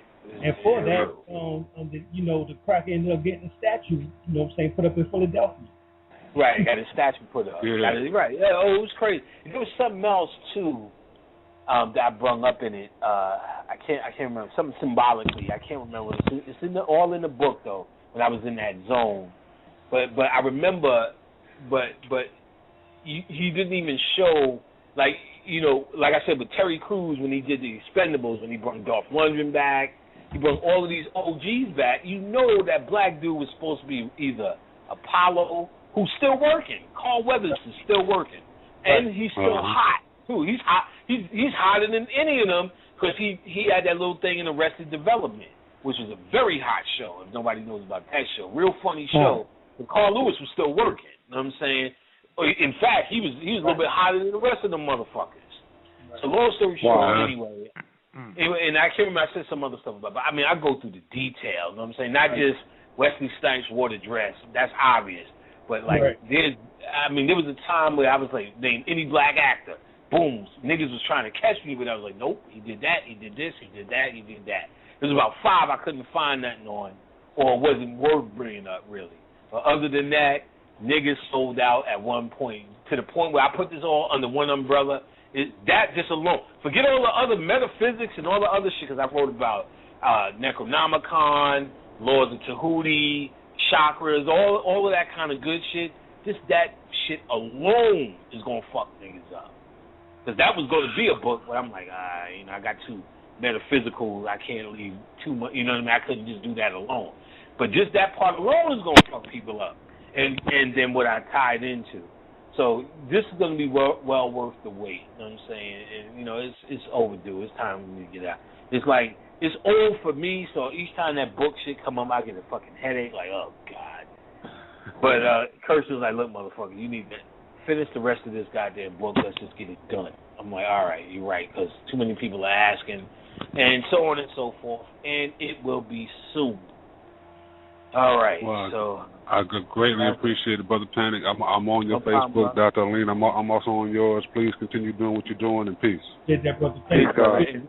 For your situation, visualize where it is you want to be. That's all you need to do. Meditate because I know you said you're in a little bit of a situation. Do your visualization and see yourself. Just act it out. See yourself in that place. I most definitely will. And it happens. I can't believe that little particular shit is what works. In fact, that's one of you heard in the Bible, and a child will lead them and all the rest of that. But they're talking about the child mind, because that visualization is the child's mind. In that same movie, Gateway to Fairy, like this kid is because that same dude made fairy houses, and the kid is looking at the fairy houses and saying, I don't see the fairies.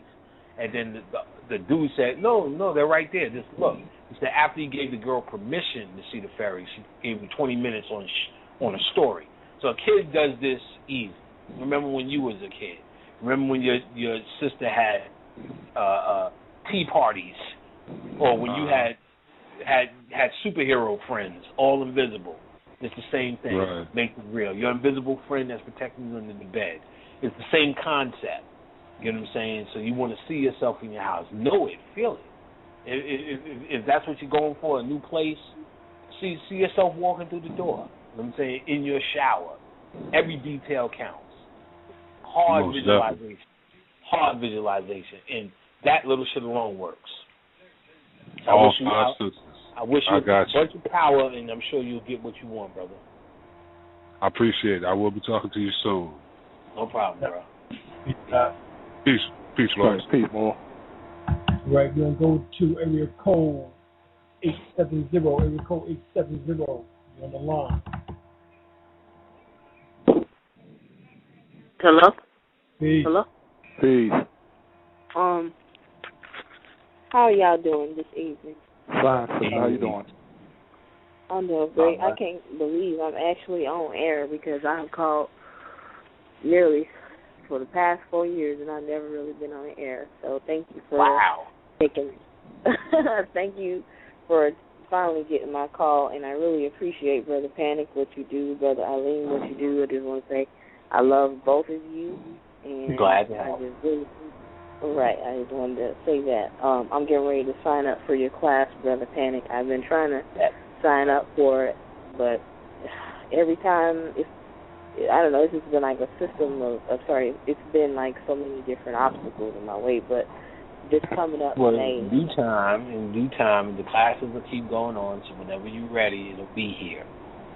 And I'm also glad to be here on your monumentous calling event. To be a part of you finally getting through after 4 years. Exactly. 4 years. Right. Well, 4 years. I'm sorry. That's 4 years. That's a whole Obama term. Exactly. Right. Well, I actually got into it in 2008, because that's when I had my child. That's my baby. But I had listened to some Bobby Hemmett. There's always been a part of me that wanted to know the dark side, that had always been a part. Ever since I was in high school, I kept having these funny because I just didn't fit in. I mean, it just seemed like everybody around me was dead, and I was always zoning out like, how in the hell did I get in this body? You know what I'm saying? I wanted to know about the dark side, but I was afraid of looking stupid to my peers. So, you know, I just played along, and when I went to college, I was about to graduate, and so then that's when I got into you guys in 2008. And it has been kind of like on and off. I'm like, I'm wondering if the spirit is trying to block me because I want to learn more. But every time I sit down and read a book, like the books that you and Brother Bobby recommended, I got like about 150 books. But when I sit down and read it, something happened. It's like my mind won't stay focused. I'll read about 10 pages. I'm serious. I'll read about 10 pages and then go on to the next book and then go do something else. So I'm at a point in my life where even though I got about 150 books, I'm like, I'm just going to have to take the class, and I'm going to have to, like, just see where the class takes me because my daddy just died, and I would just like to take it real slow. I don't want to consult all these deities and things like that. And so I was just wondering, like, do you have any, like, advice for me for trying to communicate with my daddy in the spirit world? Yes, I do. First thing is first. We never should be scared of like all of these deities, all of these spirits, and all of that. That there's really no such thing as that. Or that mentality comes from movies, basically, movies and white people. First and foremost, what is the deity? And I'm gonna ask you that question. What's a deity? Well, it's like, isn't it an advanced being that used to be here on the earth? I mean, because I know a whole lot of stuff. I just don't know how to put it into terms because I know, you know, Bobby said we're supposed to become the deities and things like that. But I don't feel that. And I don't want to. Yeah, I want to put you on the spot, but see, that's exactly what I'm talking. When I ask, people got the idea, but they can't just narrow it down. You get what I'm saying? Right. Generally, a deity is actually is really just a description of energy that is. You don't even have to say it's advanced because of our worship of it. We call it advanced. But happiness is a deity. Sadness could be a deity. Sex could be a deity. You get what I'm saying? Now, or there's different types of deities. A deity is generally not. See, this is where it gets confusing. A deity is generally, at its core, not someone who's been on the planet. Though someone who's been on the planet can deify themselves. All right. Yeah. So in other words, a deity is generally Oshun's a deity, but she's never been on the planet. But but all she represents is the energy of love.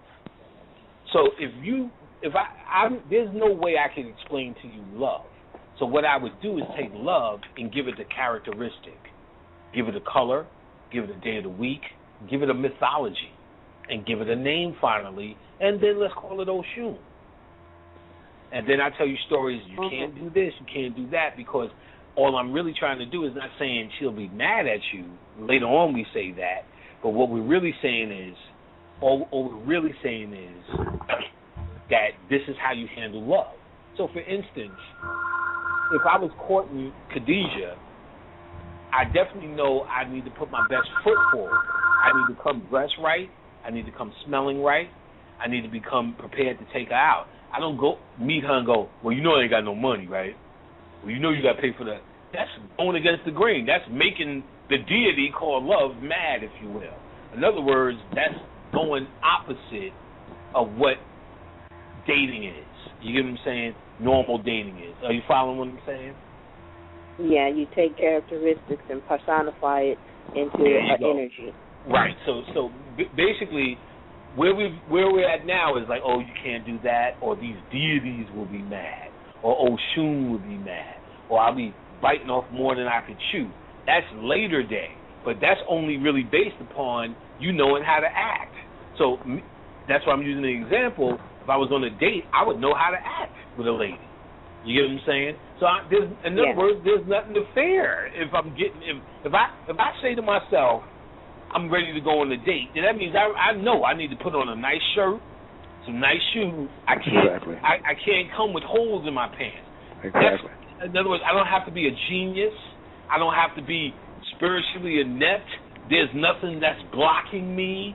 There's nothing that's stopping me but my own self, my own confidence. So when you're reading a book and says, well, something is stopping me, it's not the spirit. It's you who's saying, I'm not ready. Because in a long roundabout way, that's what you told us today. I'm not ready. I think people are going to laugh at me for dealing with the dark side if I ask these questions. That's the core of it. You don't feel you're ready. When you go, I'm ready, all that shit open up like you know, like a prostitute. You know what I'm saying? A prostitute who's on check day, on sale at check day. It will open right up.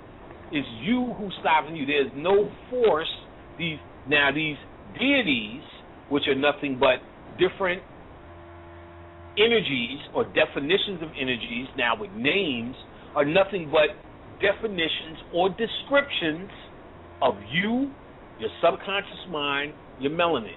For instance, we like to talk about Kundalini. There's a goddess named Kundalini. You get what I'm saying? Kundalini is a deity. So we don't have to say, oh, Kundalini is going to be mad at me. You know what I'm saying? For saying I'm going to raise Kundalini. It doesn't. It almost doesn't add up. You know what I'm saying? So it's kind of like, are you ready to raise Kundalini, or are you ready to go on a date? So I would have to say to myself, am I ready to go on a date? If my ends are together, not only can I take it to this movie, can I take it to another movie? If she wants to buy a hot dog, you know what I'm saying? Can I spring for one? Right. If I go, I can't do it, then I'm not ready. I'm scared. She's going to be embarrassed.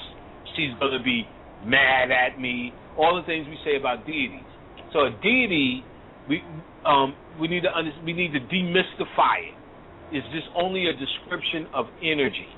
Now, if you are a human being of a human mindset, what you're hearing Bobby talking about is he's on a path to deification, meaning he is becoming these energies by releasing humanity. You get what I'm saying? See, I have tapped into these energies that we call Oshun, Ogun, the Pantheon, Anubis, Kali, anything you can name, especially anything popular, I've tried to deal with it, tap into it, or go, ooh, what's that? Because that means I am connecting with that energy or that deity, and I'm deifying myself.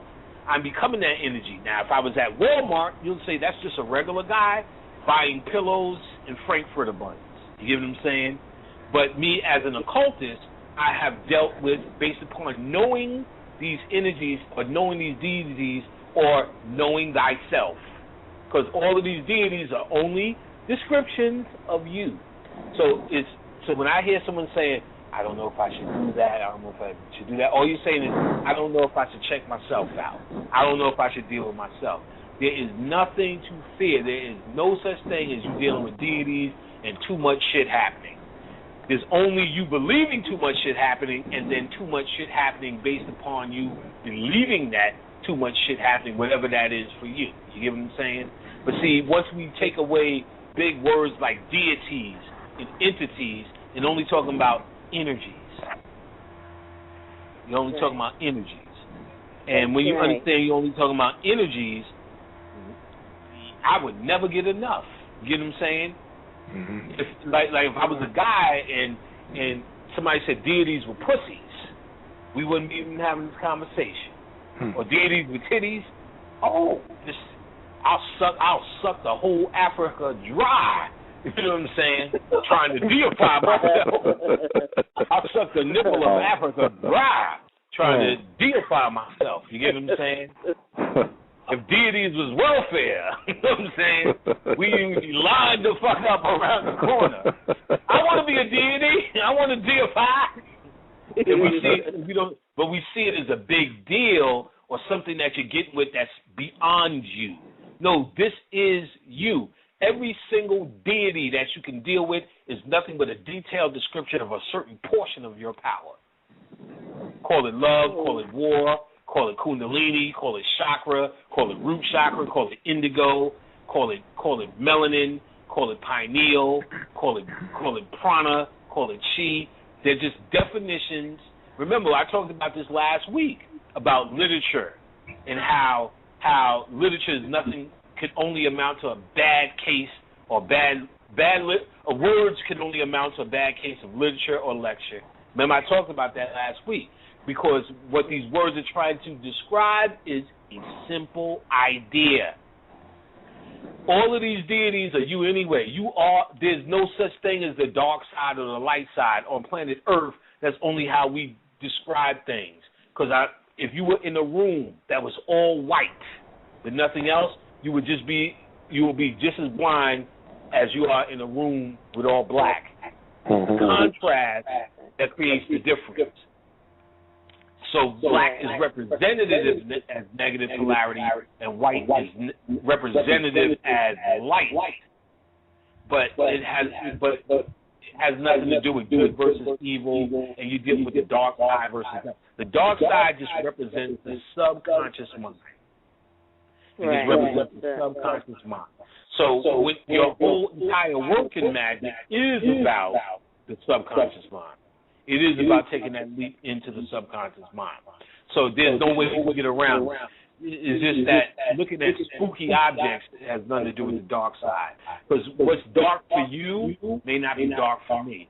For instance, to a Christian, if I look at Wiccan shit, I'm going to laugh. But to a Christian, if they look at Wiccan shit, they'll need Satan Almighty himself. You get what I'm saying? Yeah. You hear echo? Is your radio on? Yeah, I hear it. You might have to turn your radio on. It is. I don't know. Because, all right, that's better.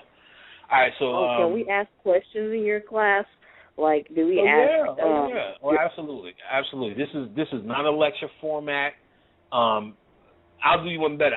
The curriculum is so thorough, very few people ask. They ask certain questions, but basically based upon the curriculum, I'm so thorough that usually people find themselves without questions, and they try. But you're welcome to, but you'll find I'm so thorough in what I teach that as a teacher, I'm very different than a lecturer.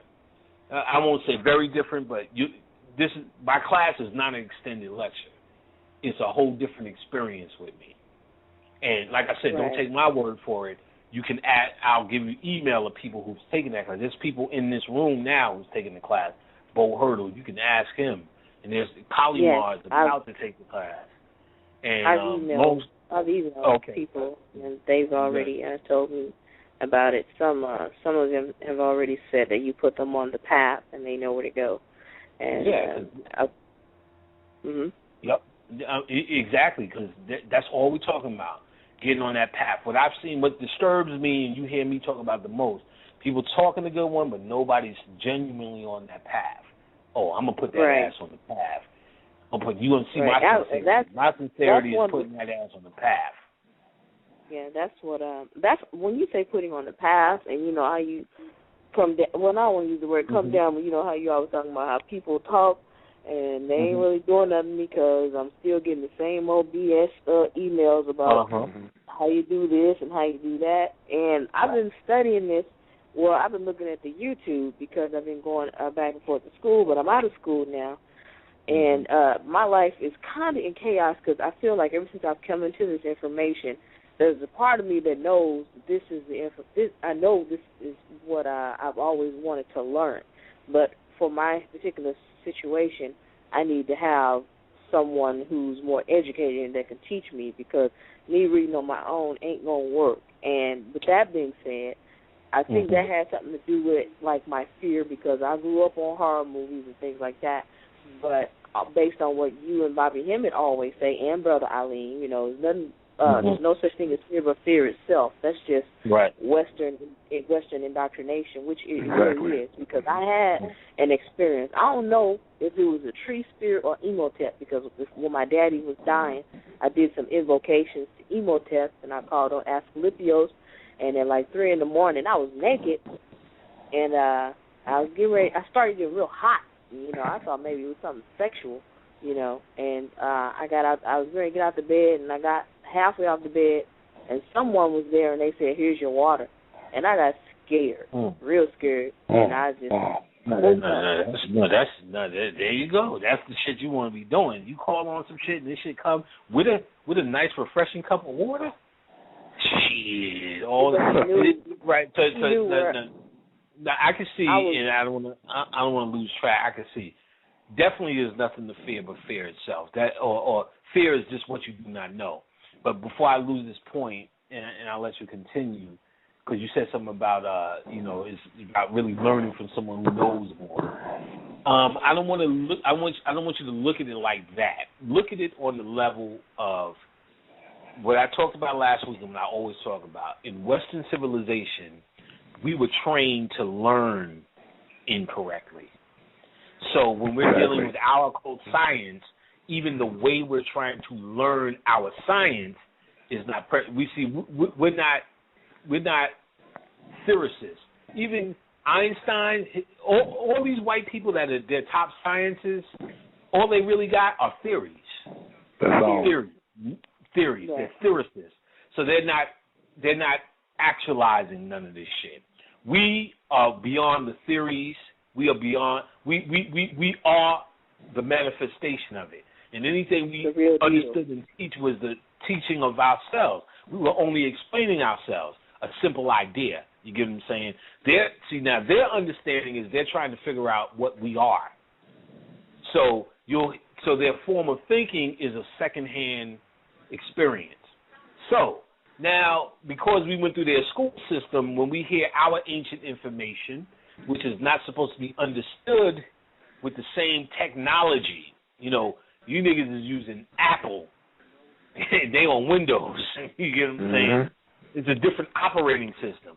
So when we hear our stuff, we're hearing it logically, and we're doing it logically. And like you said, you hear it, you know it, you're studying it, you're in school, and you had all these books and this and that, but something's not taking you to where you feel it in your heart, like you did on your skateboard, or like you did when you was on the roller coaster that time.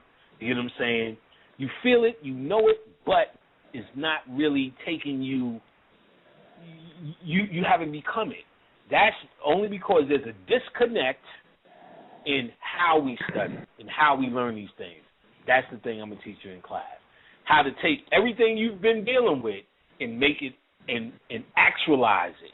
Everything you've been dealing with and make it yours. Make it work for you on a greater level. So it's not like I'm smarter. I'm just going to reveal the trick. You get what I'm saying? Okay, to making it a so it has nothing to do with smart. Yeah, we don't deal with that with our thinking. One's smarter, one's more advanced. That's preachers, and it's not that. You have the same car and vehicle I have.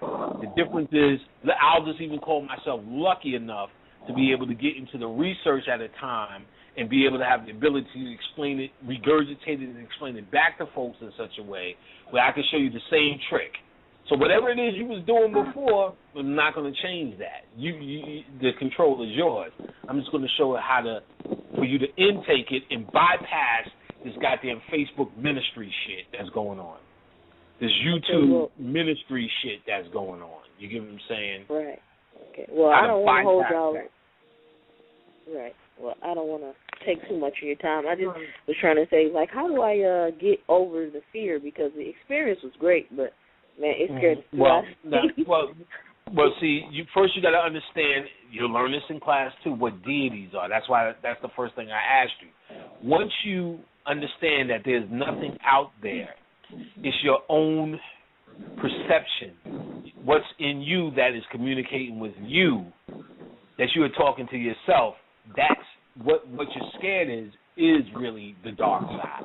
The dark side represents just the unknown. You get what I'm saying? And that it's filled with fear, or has the stigma of fear, because fear is what you do not know. So you have to know it. One of the first things, and I'm not going to give away too much, you're going to have to take the class, but one of the first things we deal with, I show people the path to self-deification. So in that path to self-deification is to understand the concept in detail of deity. And once you understand what deity is, then any deity that shows up, you're just dealing with energy. You get what I'm saying? For instance, if you look at the appliances in your house as pathways to deities, the microwave, the iron, the TV, the light, the radio, the printer, all of these things are accessing one source, which is electricity. But they are giving form and shape based upon what we define them as. So all of these deities are nothing more than one thing, you. Exactly. They're given form and shape by how they're given form, shape, and characteristics based upon their mythology, their name, and their story. So once you understand their story, come on, think about. I want you to think about this. It's only if you called on Imhotep all night and he shows up, you know Imhotep. What the fuck would he do harming you? That doesn't even make sense. This ain't The Mummy Part 3. You know what I'm saying? They're not going to show up and these bugs are going to come out and like give me your liver and put it in my divine canoptic jar. It's not, that will never, ever, never happen. Nothing close to that. So if you know the deity Imhotep, if it shows up, you know the energy. You know what I'm saying? And this was based upon a man who was here. Now, understand the difference between deity. There's ancestors. There's archetype energies. There's different types of energies. There's grimory. There's egories. There's I'm missing about 3 or 4 more motherfuckers you can create. There's thought forms. So all of these are just nothing but energies in your own mind. What people are having problems with, for the most part, are thought forms. See now, because this is what a thought form is. You can create a deity. If I say, oh, I'm depressed, I then create a deity called depression. And then the physical forms of depression show up because I deified it by keep saying, I'm depressed. Mm-hmm. So then I created the deity. He's not bad or good. It's just serving me because I created it. But it's not just depression. I can say, you know something? I always get the girls. I created a deity that always gets me girls. I never get the girl. I created a deity that I never get the girl. I say, I'm always lucky. I always win the big game. Or I'm clumsy. I created a deity that serves me as what I define as clumsy. And then when I say, and I've been clumsy for so long, and I did air quotes, and when I say, you know something, I'm not clumsy anymore, that deity will help me trip because it wants to survive. You give energy, consciousness with your thoughts, and it stays around your aura. That's why people see your aura as different colors. You need to understand your chakra system, the basic, because what you're radiating is based upon your own thoughts. Your thoughts are the generator. For instance, and I'll make it real quick, there was a guy, funny-looking guy, my man, used to work together. We used to work at Time Warner. I was a computer tech, used to just do the phones, help people get on the internet via the phone. Long story short, somebody gave me some shit called Ruta, which is a herb that helps clean off your shit. I was like, I'm not using this shit. I'm liking the way my shit is going. Alex used that shit. His fucking computer his hard drive crashed. I'm laughing. I'm like, yo, nigga, you shouldn't even use that no more, nigga. The next day, we on the way to work, and this chick stepped off the bus and gave him a look like it was 1976 and there was no such thing as a STD. I said, God damn, this is a funny looking nigga. He went over to her. She said, what you waiting for, nigga? Give me your number. I said, well, goddamn, that router must have been working for you after all, player. You need to take this. He took it. Another chick, get on the bus. And we got on the bus. Another chick, looking at this nigga, drooling. He gave her his card. When I tell you this nigga got off the bus, we walk into the building, this nigga is walking like a Cosby kid. Not like a Huxtable, like Fat Albert in the game, Cosby kid, you know what I'm saying? Real, like Rudy or some shit. You heard the music.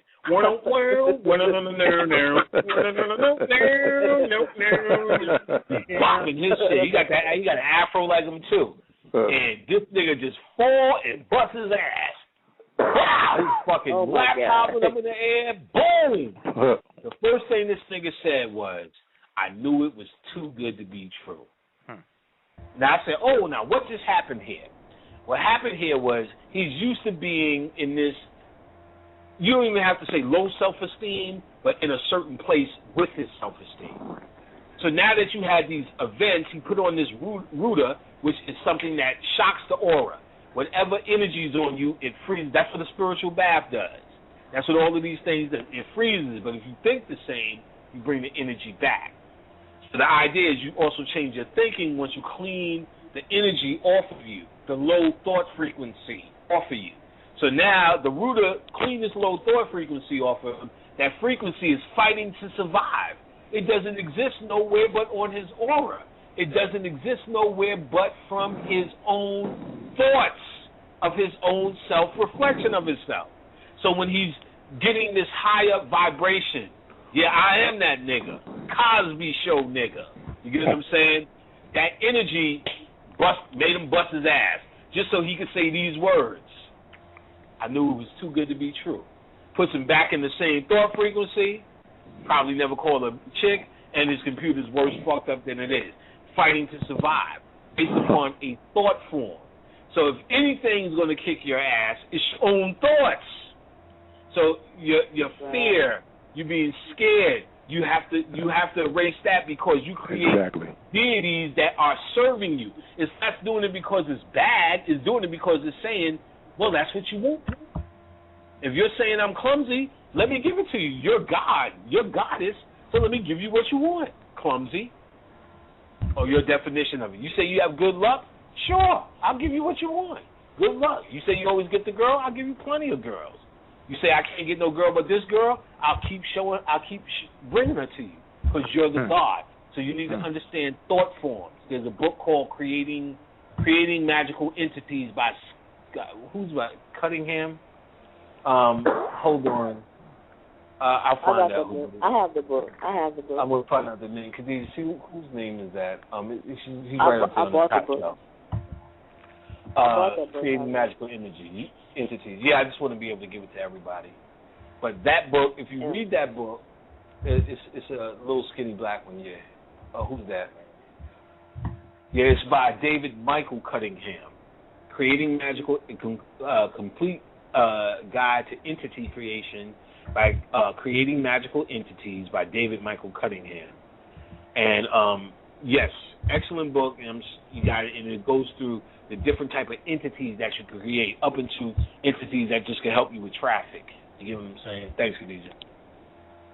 Now, so David Michael Cunningham, that's what everyone should get so you can understand the concept that you would sabotage your own self, basically, with your own thoughts. There's nothing out there lurking. For white folks it is because the energy that is not conducive to them, so it's too powerful for them. So that's why in the movies they got to draw circles and banishing rituals and do all the rest of that. This is you. This is you. You know what I'm saying? So we need to understand nothing to fear but fear itself. Fear is only what you do not know. You have to just be educated in what you're dealing with and demystify it. There's nothing out there spooky shit. You know what I'm saying? Okay. You said you got hot and heated up. You should have been the first one on Blog Talk Radio in the history to say, guess what? I fucked Imhotep. That should have been your story. I gave Imhotep a little ass, and for that, he cured my scoliosis. You know what I'm saying? You should be the first one in Blog Talk history to be able to say that. You get what I'm saying? Laugh at these motherfuckers, man. I've seen these motherfuckers will come. They're so full of shit. You know what I'm saying? And it's so playful. It's like once you the door opens up. Once you get rid of that fear. Once you get rid of that fear. They come sexual. That's why you were feeling hot. They always come sexual. Always. Like I said, I go into the spirit world with my pants down. All right, y'all ready to fuck? I'm ready. Good night. It is totally nigga shit. It's party. It's totally nigga shit. It's partying, fucking, and bullshit. Like, I'm sitting there going, ain't no scholarly shit going on. I wish I could have that kind of life. Oh, you will. What do you take the class? You will. You will. One of my girlfriends. I just. Right, because, I mean, I don't want to know, because, like, one of my girlfriends, you know, I'm a college girl, because when I was in college, like, I had a lot of females inviting me to threesomes and foursomes, and I was just, you know, a cute girl, you know. I'm like, no, I ain't into all that shit. Right. About that stuff.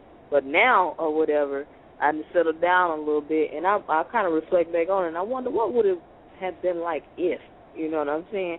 And that night when the Imhotep came through, for some reason, I don't know why, even though I was scared and in the mud, I still had that thought about those women that was giving me the invitation. And then I was wondering if I could possibly relive it.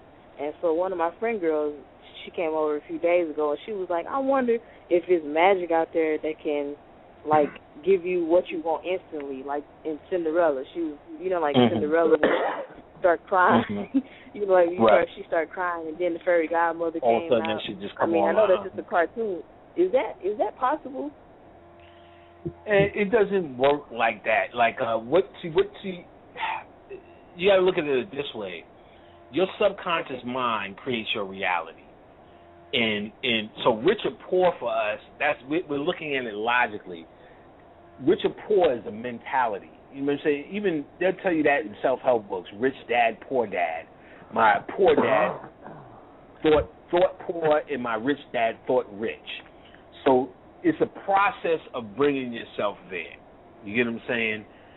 Now, there's things I've done where instantly it shows up, but it's really, remember this, nothing happens before a thought. So you had to think it before you can achieve it. That simply is going to... So time really doesn't exist, so which is another way of saying you can make it look as if it's instant, but if you want to get deeper in that's still kind of an illusion. You know what I'm saying? So there's times I said, me and Khadijah need that. We walk outside, oh, the shit is right there. Then there's times they go, we need that, and then maybe it take a while to do it. Depends. The idea is you're a scientist, you're experimenting. You get what I'm saying? You're experimenting. But you will find, understand, spiritual sex is not like, because motherfucker was telling me there's a rumor going out there, I know how to go into women's houses and have sex with them spiritually.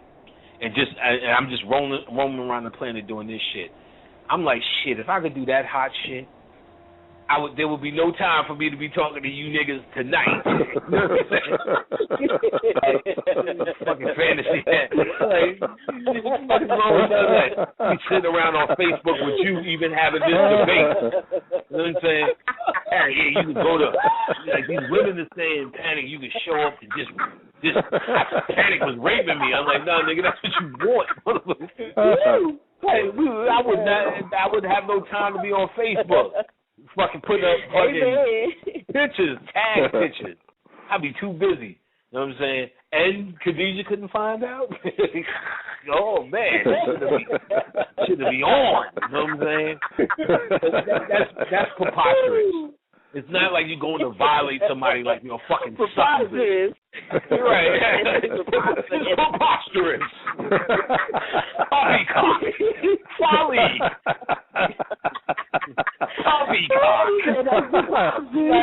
I wish I could do some shit like that. You know what I'm saying? You can't. Oh, man.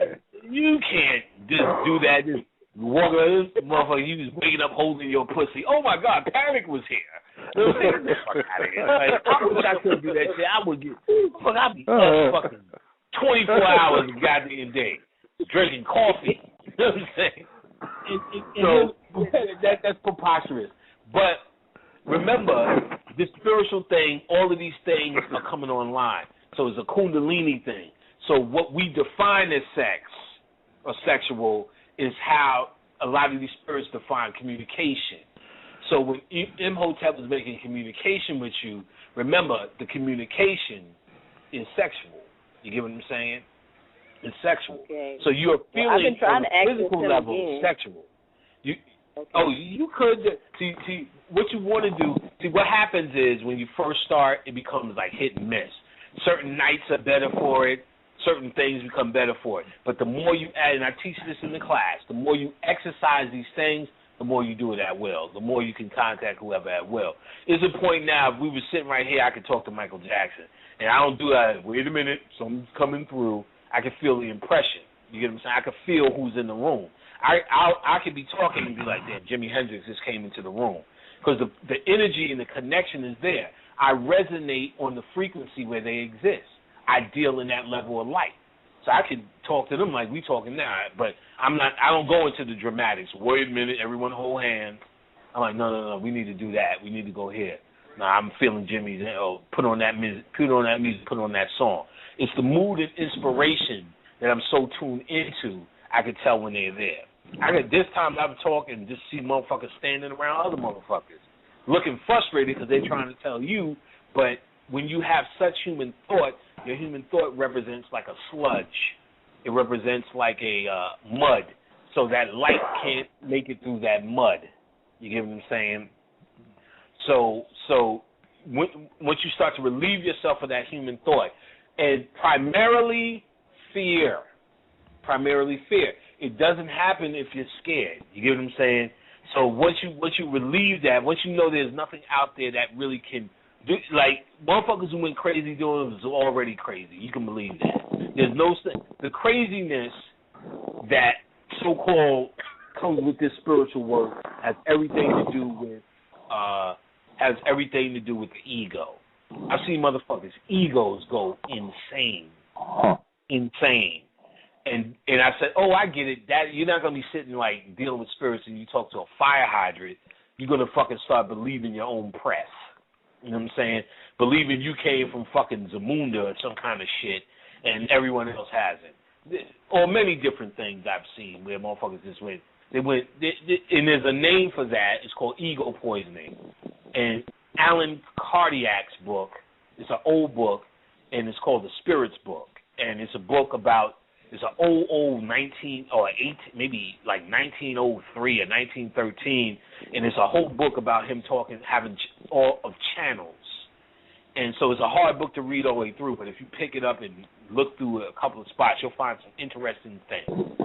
And one of those things he talks about is the ego and ego poisoning, how this information can either go to the heart or it goes to the brain. And if you and talking about the logic, the creative mind, the exoteric understanding, if it goes that way, then the ego goes out of control, and that's the madness of dealing with spirits.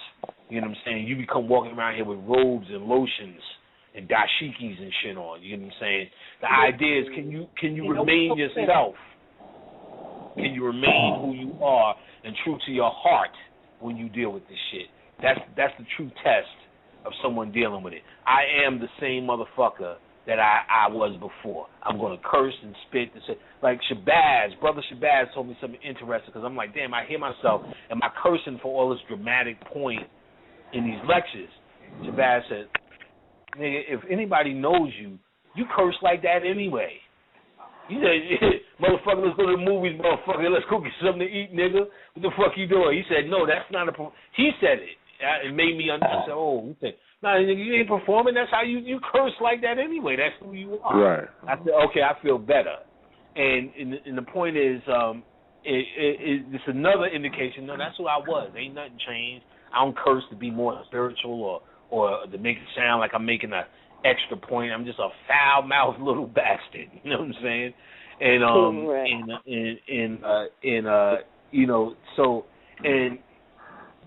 and then there was a period of, I can't deal with these dead niggers and these dead niggers. Now, shit, that's all. I don't want to deal with these conscious niggas. I can't wait to talk about Beyonce. You know what I'm saying? So all my friends who were dead and all that shit is still my friends.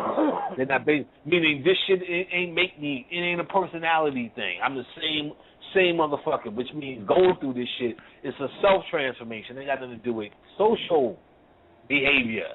I'm saying, certain shit is just dumb anyway, but I wouldn't have been hanging with these dumb motherfuckers whether I was conscious or not. You know what I'm saying? Some motherfuckers you just outgrow. So some of my best friends who ain't into this shit, they're not gonna be my friends because I'm walking around saying Kundalini. So it's that type of poisoning or ego is the madness that people go through. Going crazy from dealing with fucking Imhotep will never happen. You know what I'm saying? Like I said, you'll notice it's always sexual. Like I said, when you get rid of the fear, that's when more of that will happen. So don't bite off more than you can chew. Don't try to talk to Imhotep again. Try to do something that you know is easy. You know what I'm saying? The next step. Like the fairies? Like the fairies or something? Because I got it. But I was scared of them too because I went and did something. I think you said or somebody suggested where you go out in the yard and talk to the tree and hug the tree and kiss the tree. And I just introduced myself and I told them that I was a dead nigga. Pardon French, but I said I was a dead nigga like everybody else on the planet is dead. And I said, you know, I invite you into my life. And like later, somebody called my phone. Let me tell you. Two things. Nigga's not French. That is just some good old-fashioned nigga shit. And I'm only joking. Yeah, but that's it. But see, but you notice when you ask for something, you're getting something back. But they only came through that once. They didn't come back no more because I got scared. You think they're gonna hang around you? They're gonna hang around you because they like your personality? No, you call on the energy. Yeah. You got to call on the energy. You got to call on the energy I'm sorry, I've been calling on them. I really want to talk to them. The first time it threw me off guard because somebody called my house talking about, do you know someone named Ted Andrews? I was like, no, I don't know anybody named Ted Andrews. And he was like, you sure? And I was like, no, sir. And he was like, you don't know anybody named Ted Andrews. And I got mad. I was like, no, I don't fucking know anybody named goddamn Ted Andrews. And he was like, well, all right, see you later. And he hung up. And I was like, what the fuck is that? Pardon my French. I was like, what the F is that? And then I went outside, and the book that you suggested called Enchantment to Fairies by Ted Andrews. And I was like, whoa. And then as soon as I picked the book up, I heard somebody start laughing and knocking on the door. And then I saw something out the corner of my eye, and then I just got really scared. And I was like, hey, y'all, don't scare me. And then after that, they wouldn't contact me anymore. And you're right. See, I'm inviting them. Everything leads to your scariness. You got to. Yeah, but I'm trying to get over it, Panic. I'm trying to get over it. I keep going back. I put some bread out there. How you be scared of fairies? You didn't see Tinkerbell. How you be scared of Tinkerbell? I was saying, how do I contact them again? That's all I was trying to say. I wouldn't be scared. I do that in detail in class, but you want to, but it's all good. The tree or nature that we talked about earlier is a gateway. So you want to be able to feed it. You want to communicate. Remember when you had a doll as a child? That doll was real. If your brother took that doll, threw it down the stairs, all hell broke loose. It was like she really threw your real child down the stairs. Or like I used to talk about my sister's doll ain't had no fucking hair. And she used to lose it. She used to fucking lose it because a girl knew how to make that doll real. I'm saying, y'all would breastfeed if you motherfucker would let y'all. You know what I'm saying? Baby alive. Y'all had a mentality which you're taking an inanimate object and making it, and giving it life. You're breathing life into this inanimate object called a doll.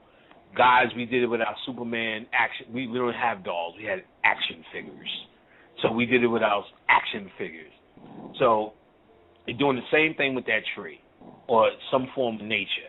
You're creating a gateway by first making an introduction and communicating with it, feeding it, acknowledging it the same way you did as a life.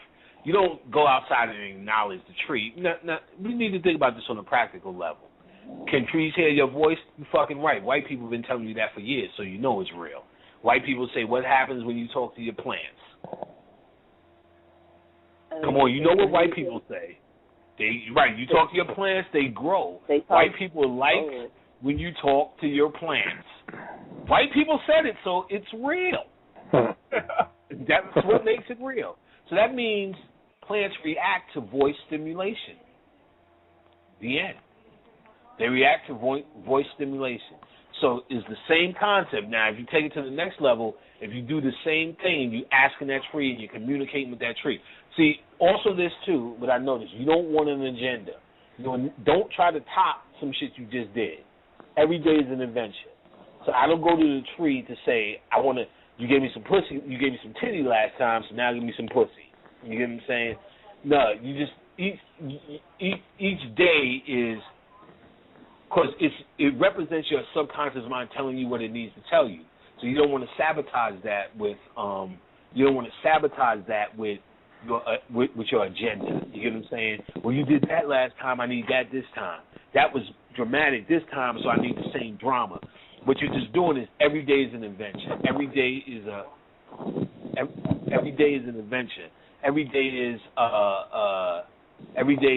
well, let's see what happens. You know what I'm saying? And one day Tom Green calls you, and the next day, you know what I'm saying, you may just get a card from your mother or goddamn nothing. It doesn't matter. You're not in it just to have a dramatic story. You're in it because you understand the concept is actually bonding, the bonding point, because that tree is an aspect of yourself as well. You get what I'm saying? So it's a symbolic way or a symbol of a way to talk to nature. You create the gateway. You following? Okay. Yes, sir. So you do things. You do things. Like I said, the easiest way is one of the things I teach in class. The easiest way, you have the same mentality you had when you had your baby doll. You took something that was dead and you gave her a personality. You gave her a backstory. If you had multiple dolls, each of those dolls had a story. You get what I'm saying? So it's the same thing. You give your tree a story. Your tree is out there protecting you. Your tree is out there guiding you, helping you. You need to heal the tree. Tell your tree, I need you to help me heal. You get what I'm saying? You sit by it. You give it water. You give it food. And certain people find themselves more adept in that area than certain with crystals. You may not get results from the tree, but don't beat yourself up. Try some candles and some crystals. There's a sister, Kiana, who takes the class. She's adept. She came through the door knowing she was a pan energy. So when she got to the fairy shit, she was telling me miraculous shit. She said she said first and foremost she used to take her daughters out there, and her daughter used to describe the fairy in detail. Oh, I could see them. She said this one was like, Mommy, what's wrong with you? What's your problem? Like, why can't? And like she gets annoyed when everyone asks her, well, what do they look like? She's annoyed. Here we go. She's got this on and that on and this one in detail. And then she said after they started feeding, doing all the cakes and all this shit and liquor and all, they just getting with these trees. She said, shit, these squirrels started coming. And she said now these squirrels just following them everywhere the fuck they go. She said she could feel it. Wherever she's going, they see these squirrels, and the squirrels protect. And nature responds back. As Alim pointed out, these animals talk to you back. So it's like you don't want to look for specific results. You just want to, know that this shit works, and you gotta go. You can't dip your feet. You can't dip your toe in the pool. You gotta go all in. You get what I'm saying? All in. Right. So I mean, because everything I hear you talking about, I hear something to do with fear, or I got scared. That's going to shut it off. You know what I'm saying? Mm-hmm. So if you put up the heart to do one thing, but then you shy away from the results, that's subconsciously telling you, I don't want these results. You telling yourself through fear, I don't want that to happen again. You get what I'm saying? And it won't, because you're the master. So it won't. Okay, well, I just get rid of the fear, basically. I'll work on that. That's the key. And really, fear is what you don't know. So knowledge is the way to get rid of that fear. You're going to have to, see, one of the things you should do is go slow. Find a deity that like you did with Imhotep. Find everything you can about Imhotep. You can go online, get a book, to the point where there's nothing about that can possibly scare you. You get what I'm saying? And communicate on whatever level. Meditate and see what you see. Okay. You know what I'm saying? And you know, you just can't be scared. I won't lie. When this shit was happening to me, a certain amount of shit, I'm going, all right, I'm not going to be scared. I just see little midgets and shit around my room. Wake up, ah! You know what I'm saying? And I was like, fuck that. But then I knew, like, I knew I was like, yo, I'm gonna keep this shit popping. You know what I'm saying? My thing was like, I know it can't. I just have to tell myself, this shit is not there to hurt me. So I know it ain't easy. You know what I'm saying? Wake up and see little dirty Camite niggas. Fucking get off. You know what I'm saying? I woke up one time, my grandfather was massaging my brain. I was like, get off of me. You know what I'm saying? I'm like, yo, I don't want to see spirits. I want to feel it, smell them. Yeah, I mean, I was getting ill. I was probing everything. I used to taste what I used to have to give niggas libation.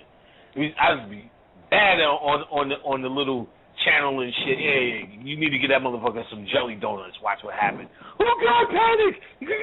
I was getting ill with it. Like my shit was like this shit. I should have wore a fucking big hat with a ruby in it at one point. You know what I'm saying? Just walk around this motherfucking elections with a big turban with a fucking ruby in that shit. Call me Mysterioso or some shit like that. Who in your family wore the red shoes? Oh, my grandfather. He says you must libate him, acknowledge him, and on Wednesday go to the museum. Oh, thank you, Panic. Yes, call me Mysterio. Call me Mysterio. Yeah, but that should take a lot of energy. That should take a lot of energy. First World Order Radio, finally, we are on the air. No doubt. All right. There's always going to be somebody in the building on First World Order Radio. We get on into some of that order consciousness tonight. First World Order Radio every Wednesday, 8 p.m. We got to talk about what is taking place on the planet. There's always going to be somebody in the building on First World Order Radio. First, we need to let you know we're going to be doing more shows, giving out more information on Wednesdays. Wednesday at 8 o'clock, we are now going to make this the hottest day of the week. Preceding others in time, order, importance. The most prominent parts, voices, or instruments. Earthly state of human concerns in existence. An indefinite multitude, quantity, or distance. System regulates to bring about specifics in the group based on value and natural characteristics. Current radiates electromagnetistics of sound through the air, same as your thoughts transmits it. Preceding others in time, order, importance. The most prominent parts, voices, or instruments. Earthly state of human concerns in existence. An indefinite multitude, quantity, or distance. System regulates to bring about specifics in the group based on value and natural characteristics. Current radiates electromagnetistics of sound through the air, same as your thoughts transmits it. You need to understand how magical this, something like this every Wednesday can become. So you need to start getting your calendar right, get your schedule right. You need to know our intention straight out. All right, so these clues are given throughout the various languages was to piece the puzzle of this ancient mystery school back together again. And what we plan on doing, both of us, bringing y'all some surefire dynamite. We're going to take this level up a notch. We're going to have stuff to do here. This is not just going to be about philosophies and theories, shit that works.